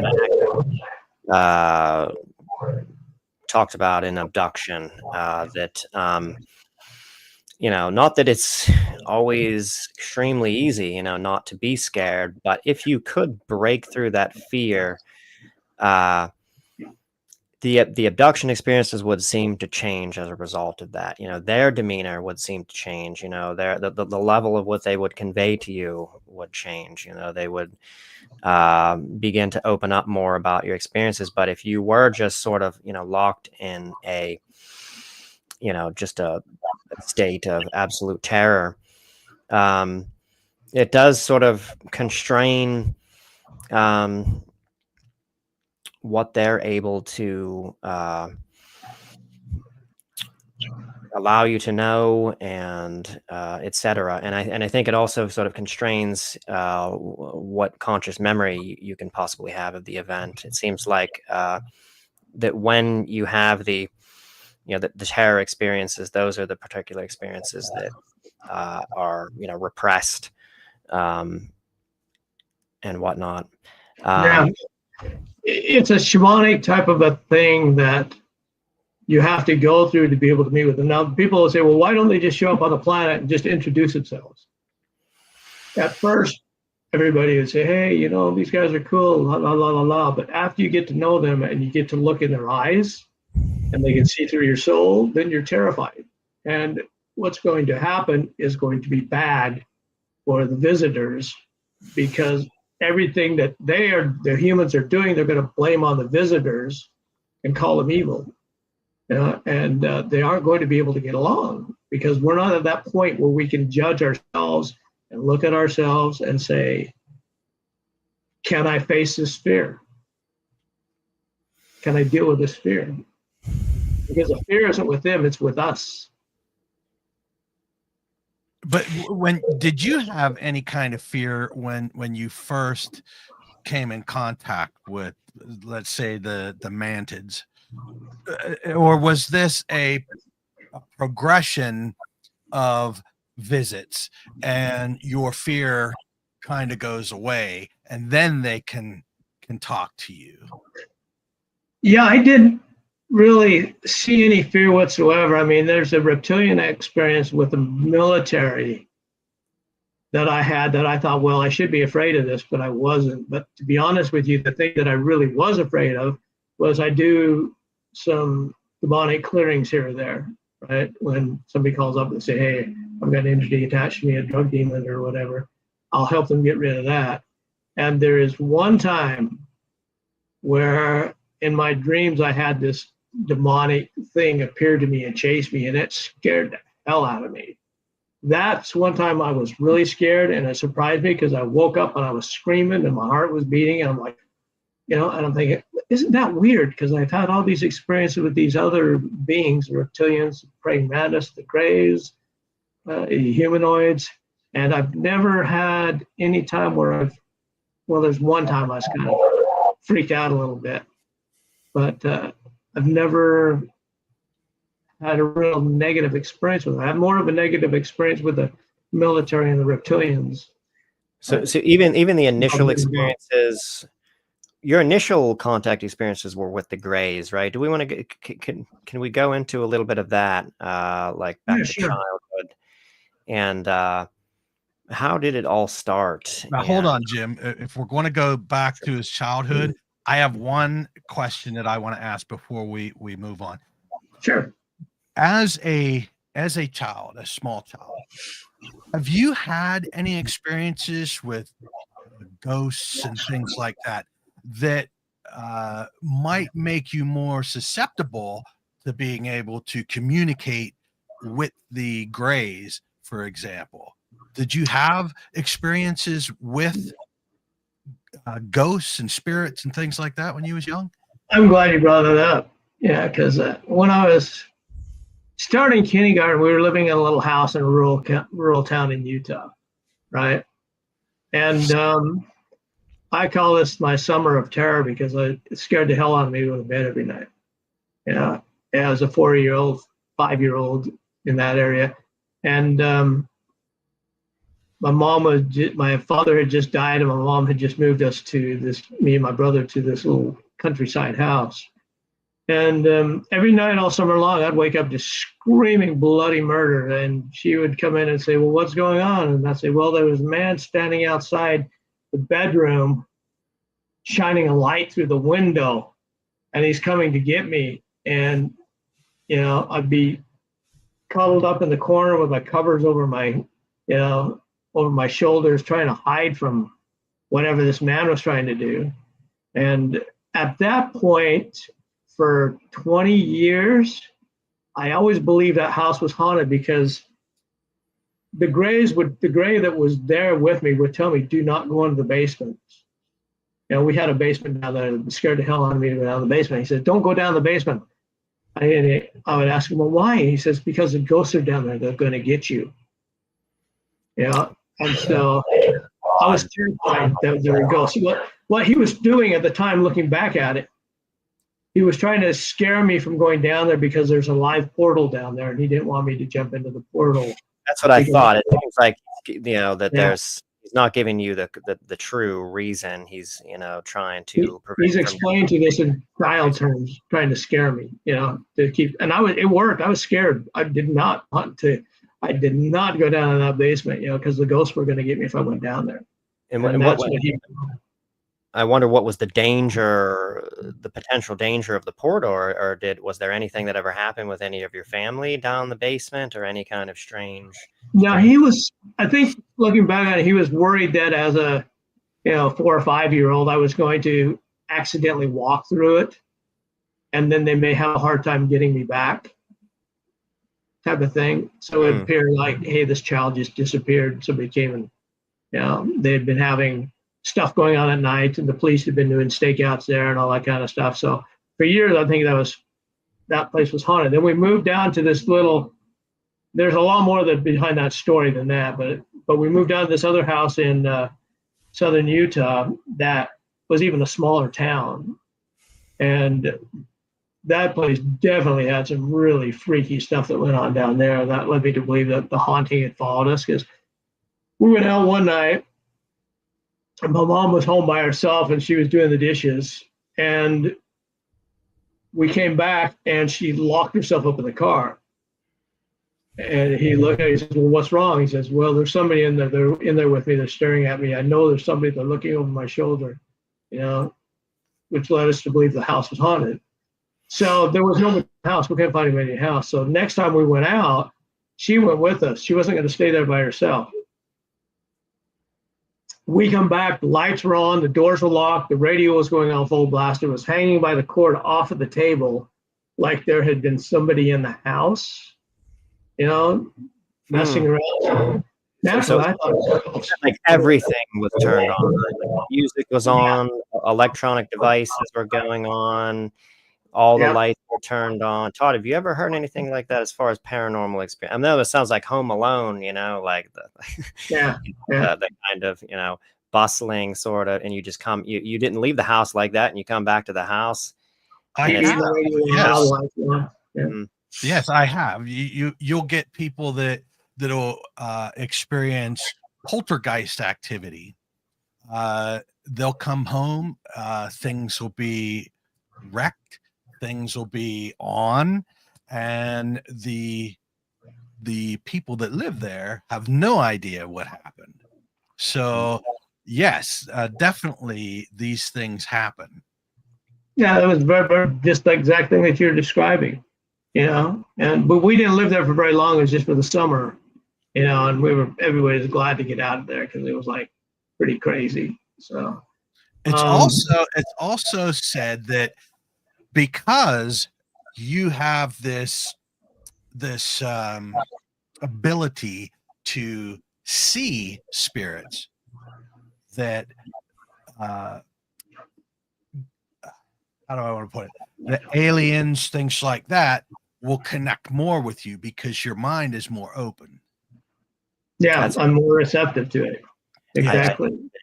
That your initial paranormal experiences and being witness to things that are outside of accepted reality, primes you to be able to experience the alien elements of things, or anything, that it opens your aperture, to use the term that I was using last episode, that I know Ray Hernandez doesn't think that it has to do with belief, but I think that there is some component of belief, that if you strongly are convinced that something is not possible, I think that it limits your ability to perceive that impossible thing or whatever that may be. But if it's demonstrated to you, and especially physically, some people feel that the real physical aspects of the abduction are intentional, maybe on another level, to really sort of ingrain in your mind that there's a real physical reality to this, and that kind of breaks down the psychological barriers that maybe prevent you from being able to perceive things of this nature. Yeah, I believe it allows the consciousness a chance to jump. Yes. And that brings me to this one, and then I'm sorry, Don, then you'll be able to continue on. Ghosts will make themselves known or show themselves to you when they want you to see. And that truth is the same for extraterrestrials as well. And it's perfect example because not everybody sees aliens or ghosts or cryptids. It's only specific people that see these. I've never in my life seen an alien, so to speak, but I have seen what I believe are ghosts and spirits. So I know that I am susceptible to seeing these things, but have not had an ET say, "Hey, we want to talk to you." So I mean, it's fascinating because you've seen both different things now and experienced both things. So yes, that's very. Or were they always the same thing, Don? Or were they one and the same thing? Were the paranormal experiences and the ghosts actually the ETs all along? Yeah. Well, in my situation, it was probably ETs following me, and there's some sort of electromagnetic thing that happened when we were in that house, and the radio everything was turned on full blast. Maybe they had showed up there and boom, kicked it off. Yeah, it could have very well been. Could have been a ghost too, a poltergeist of some sort. But I'm thinking it was more they followed me down there.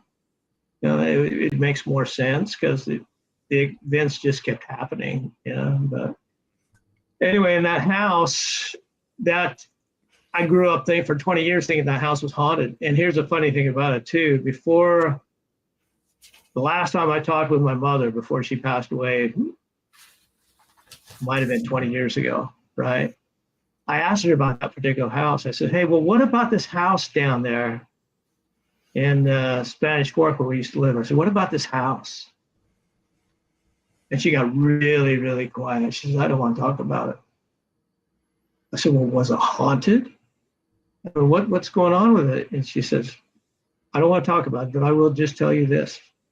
It scared me really bad because there was a time during that summer where I'd go put the clothes out on the lines and they'd all be folded up really neatly and placed on the back porch in the morning." Wow, that's a friendly AET out there. I mean, literally there's a point there in the summer where we had sheriffs, not a sheriff, but the cop of the city out there looking at the house, keeping track of the house overnight to see what was going on. Stuff would still happen. And he would say, "Well, I didn't see anything." They'd go around with flashlights and look around the yard and they'd never find anything. But yet I kept getting taken. And you brought up the picture of those little troll-like guys. I wanted to get into. Let's get into and give us the full rundown on what you experienced with them.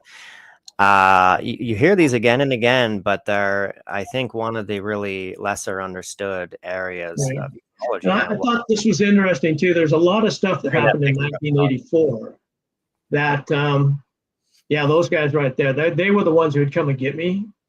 But in 1984, there's a lot of stuff that was going on where this is where Whitley had a lot of his stuff happening. This is where I had my stuff happening. A lot of people had stuff going on in 1984. I don't know why that was a big year, but it just like, boom, floodgates open. But these little guys right here were the ones that were coming and get me where I was sleeping at night. When I had that 1984 encounter and this past ET encounter stuff popped up, I recognized this immediately as being a encounter experience. I would see the light shining through the window, which was their ship shining the light through the window. And then these guys, one of them would walk through the door. He'd kind of stutter through the door, stroll through the, not the door, but the wall. He would just walk through the wall. He'd walk, not float. No, he just walked. He was walking. Through the wall, walked over the floor, and he'd walk up the side of the bed. And I would be sitting there in the corner with a blanket wrapped around me really tight and scared to death. I couldn't scream. I couldn't get anything out, but I was just scared to death that these guys were coming to get me because I knew when they were coming, you know? And he would come up and look at me really close in the face, and then he would scoot his finger underneath my arm and try to tickle me. And it just scared the gourds out of me at the time. This 4-year-old kid had a gorilla. I called him the Gorilla Man because they kind of looked like a gorilla. In fact, the doll that I picked out, my mom took me that summer. She took me out to give me a doll to keep me company in bed. And she took me to the store and I saw a Magilla gorilla doll. I said, I want that one. She says, well, let's get one of these other ones. He says, no, I want that one. I got to have the gorilla doll, you know, because I associated it with these guys. And then he would pick me up in his arms and he would take me right through the wall and onto the ship. So he didn't float you up. He physically.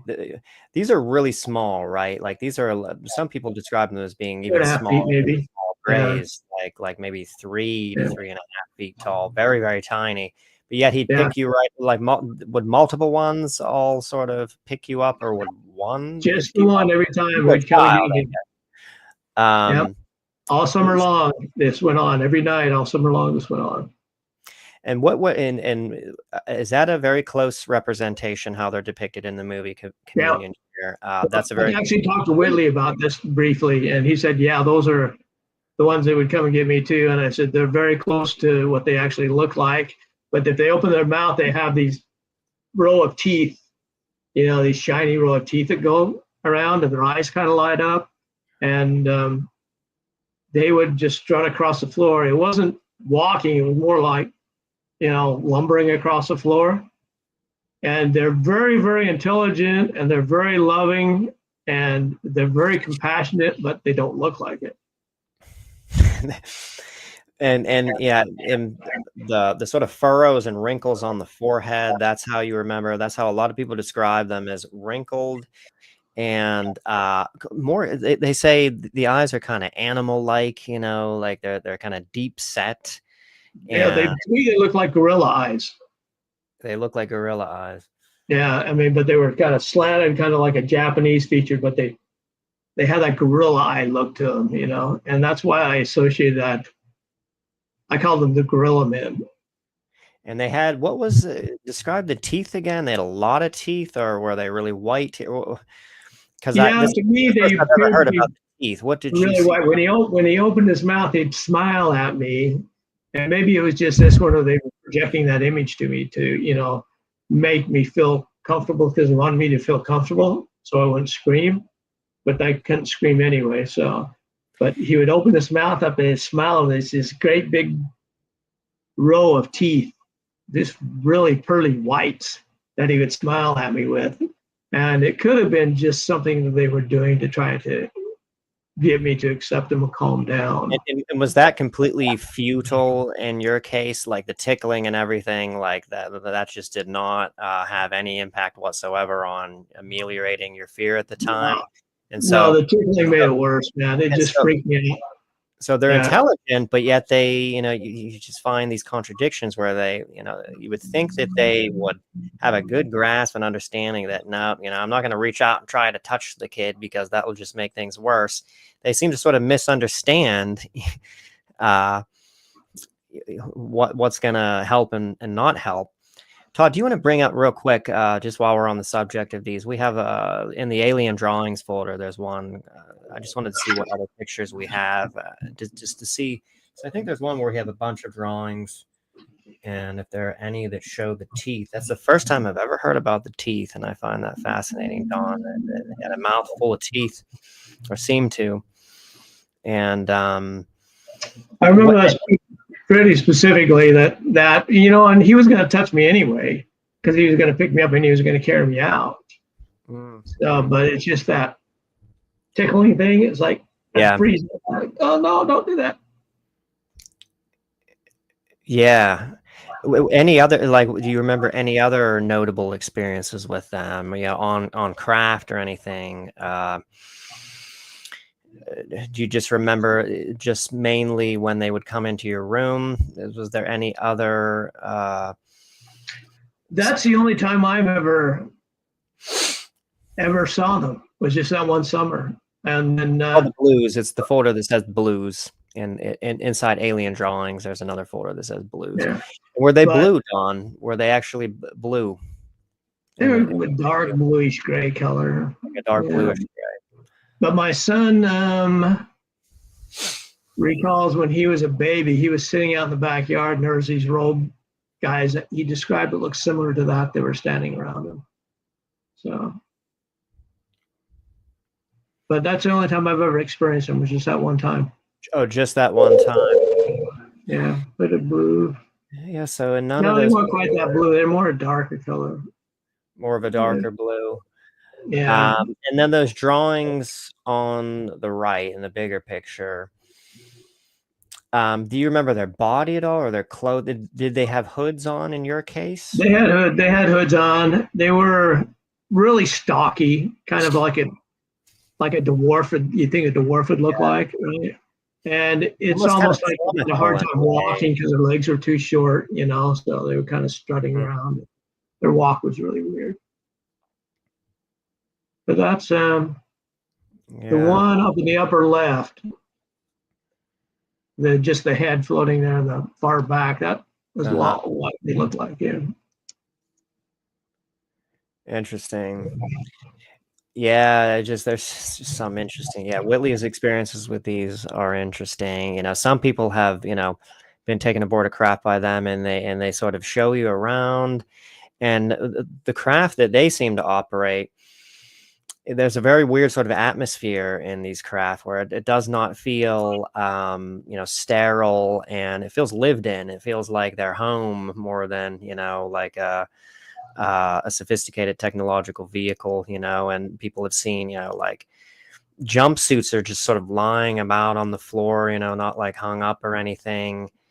And some people interpret them as kind of serious at times. One experiencer thought, compared to the small whitish sort of grays who were very sort of loving and love and light, these ones were a little bit more heavier, you know, and they seem to have more of like a serious kind of side to them compared to his other beings.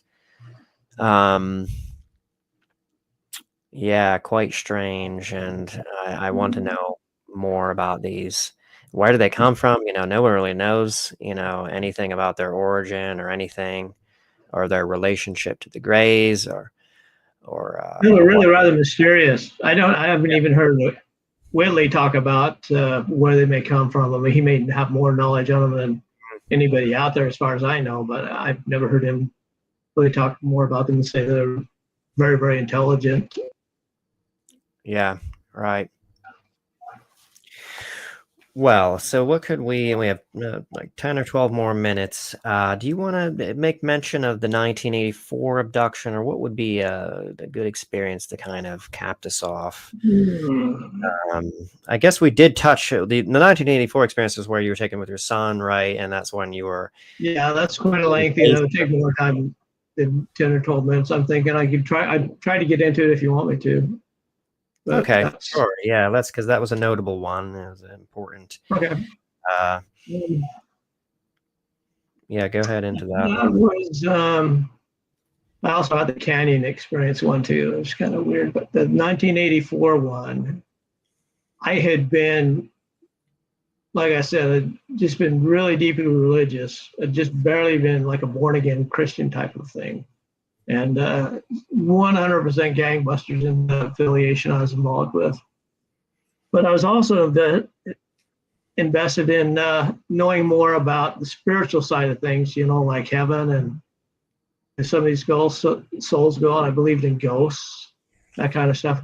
And Leonard Nimoy had In Search Of on TV at the time. You know, so I'd watch this.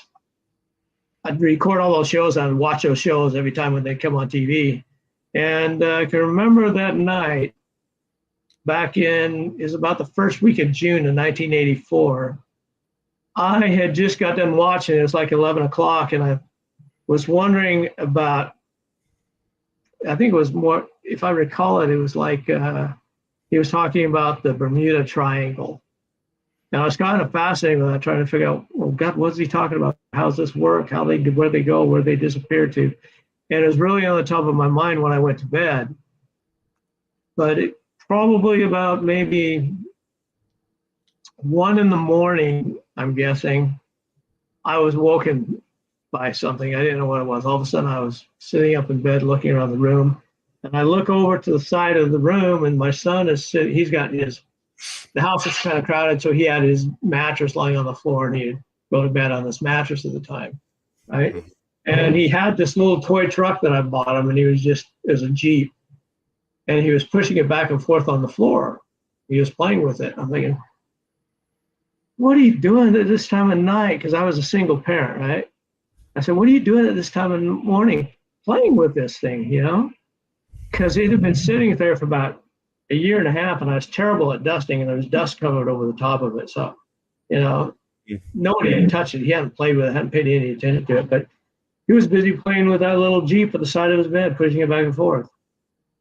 I'm like, what are you doing up? And then I see something off to the side of the room, in the corner of the room, catches my eye. And I look over there, and floating in the corner was this gray being, which was, I recognized immediately as being this teacher guy who'd been with me through my whole life. And coming back to me, he was the guy who introduced me to my mom in the maternity room, you know, when she was giving birth to me. He was the one who was there. And he had just been kind of following me down through the timeline. Well, he was sitting there, just floating there in the corner of the room, and he points his finger at my son, like, we want to take him. Is it okay? He's kind of asking me, is it okay? I said, well, yeah, but if you take him, I'm going with him too, because I'm not going to let him go by himself. That way he knows he's okay. And that was what I was telling him. And he agreed to it. And I grabbed him by the hand, and we float through the cement wall, which is why I'm thinking this is an interdimensional thing that's going on. There's a phase shift going on, something kind of different happening with this. I didn't understand how it worked at the time, and we go through the dirt on the outside of the house, and we go into this ray, and there's this big ship, maybe 30 feet wide, floating in the air above a house. It's straight above a field. Right next to it, there's a house, and I can see these lights. These blue and these red lights are blinking off the top of the house. It's strobing, you know, and you can hear the sound of it floating in the air, just kind of like type of a sound, and it's floating there. So we're going up through this ray, this light that's coming out from the bottom of the ship, this typical one that you hear so much about. And I'm seeing these telephone wires, these electrical wires, that we're going to go right through the center of them. And I'm recoiling at this, thinking, no, we can't do that. We go through that, we're going to get electrocuted, right? But the gray is not paying any attention to me, and we just keep floating. We go right through these lines, and as we're going through them, my whole body is tingling because I can feel electricity going through these lines. And you get this tingling feeling, and it's like I could feel floating through them. Let's pause there real quick, because you just went through, and that's interesting that they took you through the wall and the ground, and you moved through. And what would you say, Don? Like several feet or more of solid matter, and it was enough, probably. Well, yeah, maybe it was about 3 or 4 feet. Because we were in the basement, okay, and the windows were like hit you right about here, and the windows looked outside, and they were just above the ground, and we floated through actually the cement stairs and the ground that was outside, because right outside of that, up above us, is a big old cement stairs, and the ground is out there too, so we float through that. Yep. Mm-hmm. And did you feel any sensation when floating through the ground? No, it's just going through those electrical lines that I really felt that tingly feel. That's Yeah. interesting, because I wonder if electricity, because it has electromagnetism, that electromagnetism extends maybe a little bit into this nearby frequency, you know, that there's some component of that electromagnetism that permeates this, what we think may be, you know, this sort of nearby frequency that you're actually in when they're taking you through the walls and stuff. So you can't matter anything. It's interesting that a lot of times in many abduction cases, even though they can take you through solid matter or through the wall, and in many cases they do, they will often lead you to a window. You know, there's been an occasion where a mother and her child were taken, and where they were at, there were no windows, and they walked them to a part of the house where there was a window, and then they took them through the window, the closed window. They took them through the solid matter of the closed window, but they seem to, in many cases, not in your case, it's not consistent. They want to, though, sometimes take them through a window area, maybe because I've always thought that maybe there is no sort of physical interaction, you know, happening, but psychologically, I think it can be disturbing, you know, if you feel yourself, you know, about to move through something that you physically think is impossible to get. Psychologically, I could feel these lines go, we're going to get electrocuted if we're going through these lines, you know. And then the other thing that really struck me as being bizarre is I didn't understand why there was nobody up and nobody noticing the lights that were strobing. And then I realized there was no sound, like you were saying earlier before. Yeah. It had been like I'd stepped into a vacuum. There were no crickets, and the crickets were just, you're in the country, you're going to hear the crickets. No dogs barking, there's no horses, no cows. You didn't hear anything going on. There's no wind blowing. Just like the vacuum of space almost. Just no sound at all. No sound at all, Dawn. Like, could you hear your own voice? I mean, was your child, you know, making any kind of vocalizations as it was? You know, you had your child by the hand, right? You know, like, yeah, I had by the hand. Yeah. I was kind of concerned that something was going to happen to him if we go through those lines, but it was fine. We just went right through the lines on the bottom of the ship, up through the ship, and now we're inside the ship. But that total vacuum was the thing that was really caught my attention too. That and the fact that nobody was seeing the lights because they were really, really bright. And I noticed them, and they were strobing really good. You know, giving us a big strobe motion going on right there. I think it's because you're not there. I think, you know, you're not in that reality. And Bud Hopkins, just real quick, I'm remembering this now. There's a famous picture of a man who was taking a photo of his family right at the time of an abduction. And it's this photo of just the lake, you know, there's nothing in the photo, but his family should have been in that photo. His family was posing for him in that photo, but for some reason they chose this moment to conduct the abduction. And it's just this photo of nothing. And I really think that's why they're not seeing the ship. That's why they're not seeing the lights, because all of that maybe, or in many cases maybe, is not quite in this sort of time space plane where we're at. It's right outside of it, and we're just phased out of it just a little bit, enough to a little bit, and that's why there isn't all kinds of, you know, I brought this up to John Carpenter, you know, there isn't all kinds of reports of testimony saying, you know, I was looking out my window and all of a sudden, you know, I saw someone, you know, caught in this blue beam being sucked out their bedroom window. You know, you just don't hear. You'd think there'd be a lot of, you know, people, especially in cities. You know, if abductions are taking place in cities, there's a lot of eyes in cities. You'd think that people would be seeing. Now I know there's, you know, the Yancey Spence case, you know, who witnessed Linda Napolitano, and other people witnessed Linda Napolitano. Strangely, in an abduction, being taken out her window. But in general, you just never hear those kinds of testimonies. And I think it's because in general, or most of the time, you're not really in this reality, and you can't be seen. You're invisible to an observer. But anyway, exactly. The craft. You're taken into the craft with your son. And I find myself walking on this like rubber gel, like it's solid, but it's kind of a spongy rubber. type of flooring inside the craft. Oh, that's interesting. inside the craft. And there's this lady who's with me. She's like about 6 feet tall.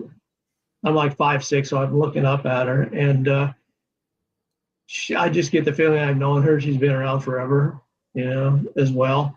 And we're walking along with her on the outside. It looks like it appears to be on the outside, inside the ship, but on the far outside of the inside of the ship, right? Because it's curved. Okay, so you figure you're walking along the wall of the ship, is what you get the impression of. And I've been having problems with my stomach. And I looked at her, and mentally I told her, hey, can you please heal this for me? This is bothering me really bad. I mean, can you just heal my stomach for me? And she laughed at me.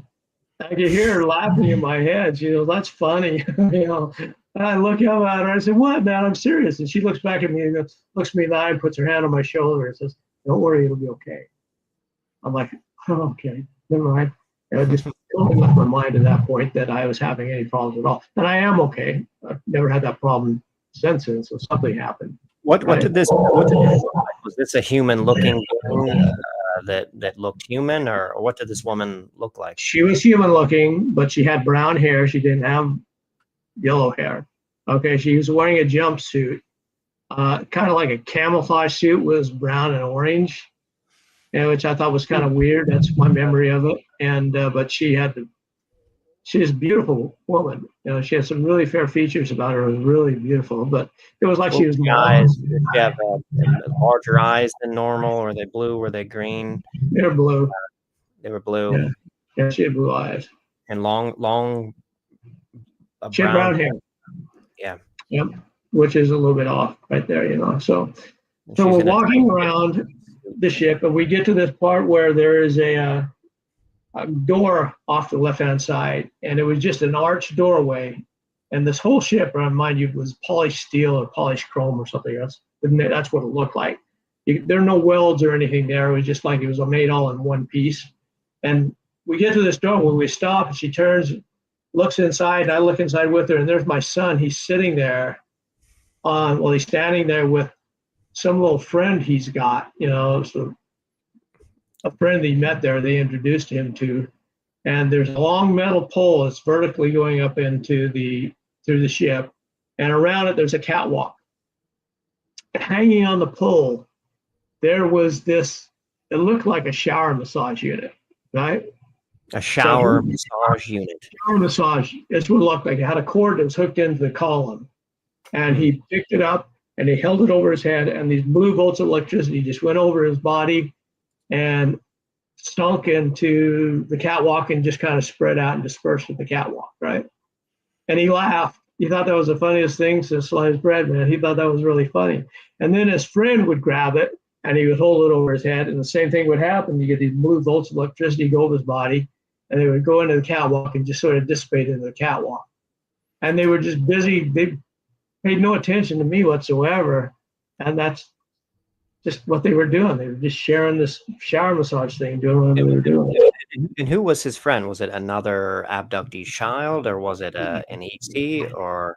It was another abductee child that showed up later on, not too long after that, because they had just moved in as well, and it turned out to be his best friend. So, yep, it was. Oh, his best friend in real life, like in real life. Yep, they were football buddies. They played football together. They were just thick as thieves. Those two were, And that was a kid. That was a kid. So that was done, and she's showing me around the ship, and there's this vision of this woman that pops up, and her face is blacked out, but she's got long blonde hair, long brown hair, curly brown hair that goes down her sides. It says, "This woman will change your life."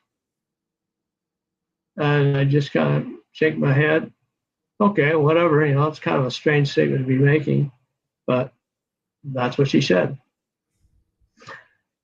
The next thing I know, we're standing in a garage, and I recognize the house. It's the garage of an individual that lives down the street. They've just moved in. Okay. And in the garage, they got boxes stacked alongside the wall. And I'm sitting there with a gray on the left-hand side of me, and he's pointing down to the other end of the garage. I'm sitting at the back end of the garage by the door. And over on the other end of the garage, where the garage door opens up, there's this figure. It's a shadow being that's going back and forth like a carnival thing you see at the carnival where you take the shots out, it goes one way, and then it comes back, you try to shoot it. It was doing that thing. On one side of the wall, it would stop, and it would bounce, and it would come back to the other side of the wall. It would stop, and it would bounce, and it would go back to the other side of the wall. This kept on going. And he points his finger at it and says, "It is forbidden to pass through those."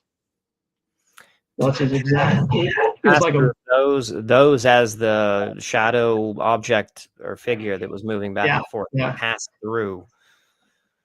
And so what he was saying was, it's don't share space with this. I mean, it's a possession thing. Okay, so he's saying don't share space with this. It's forbidden to share your space with that. Interesting that he says forbidden. You don't hear that word that often, as if there's some kind of law, dictated by some overarching authority. That's interesting. Yeah, that's just his exact words that he shared with me. I remember it so specifically because it rang like a bullhorn in my head when he said it. It was just really loud and really emphatic. It is forbidden to walk through those. And then boom, that was over. And here's the funny thing about it, though. A couple years later, the guy who had moved in had been molesting his daughters the whole time he'd been living there. And so later on in life, I'm putting two and two together, say this guy was possessed. Probably. I think that's actually what's going on in most cases when humans do heinous acts, is that there's an attachment. Yep. Interesting.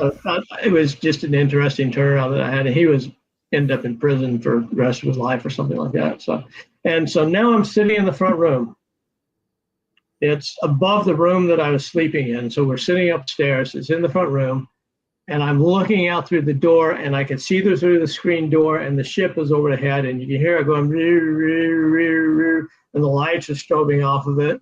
And I'm hearing something going off to the right-hand side. I look off to the left-hand side. I look off to the left-hand side.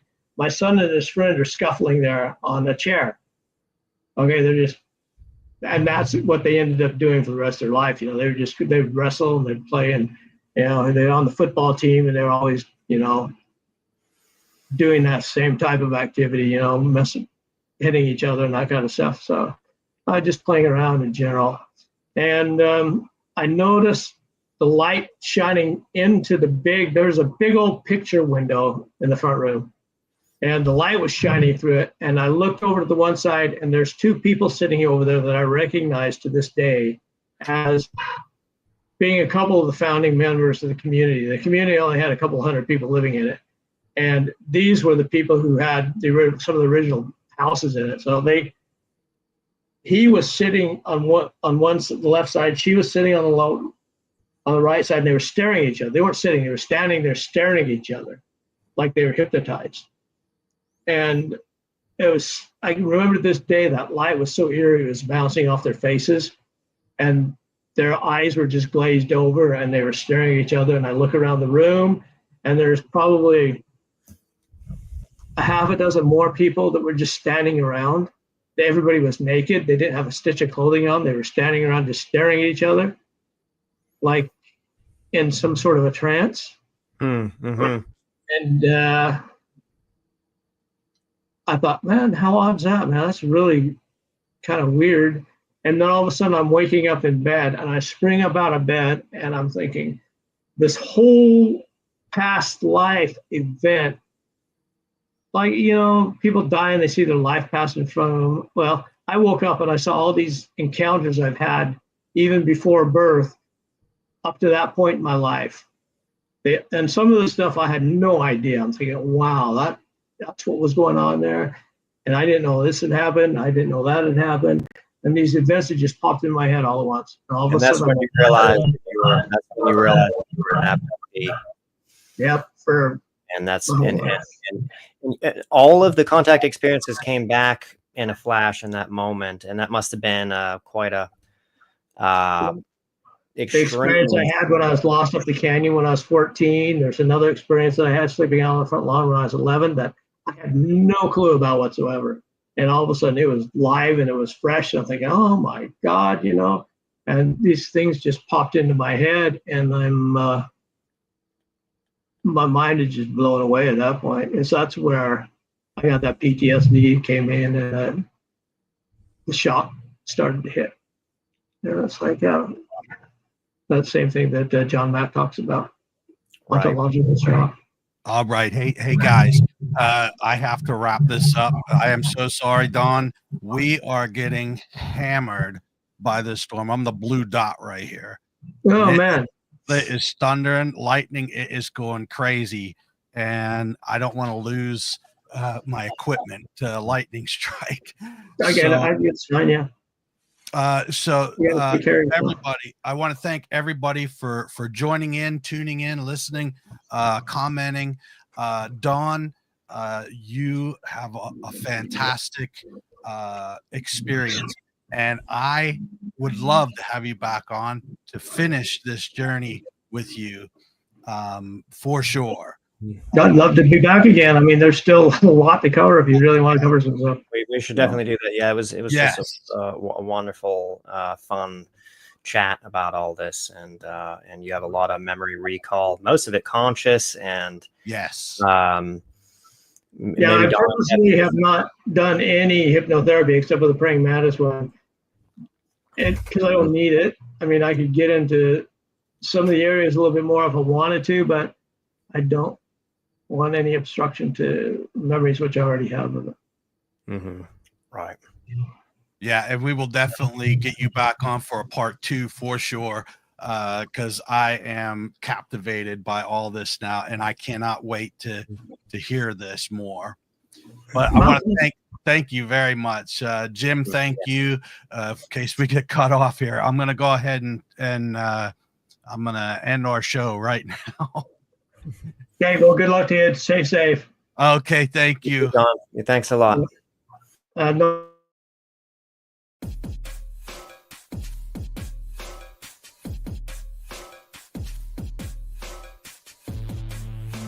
Thank you for tuning in with us tonight. We hope you enjoyed this episode. Please be sure to like, subscribe, and follow to receive notifications when new content is made available. A Paranomaly Beyond Disclosure is looking to talk with ufologists, researchers, investigators, contactees, abductees, channelers, and more for upcoming shows. Or if you have stories, photos, videos, questions, suggestions, or comments, please contact us through Messenger or email us at paranomalypodcast@gmail.com. You can also visit us at paranomalypodcast.com for more content and information, including all our social links. I thank you again for watching or listening, and we hope to see you on the next episode of Paranomaly Beyond Disclosure.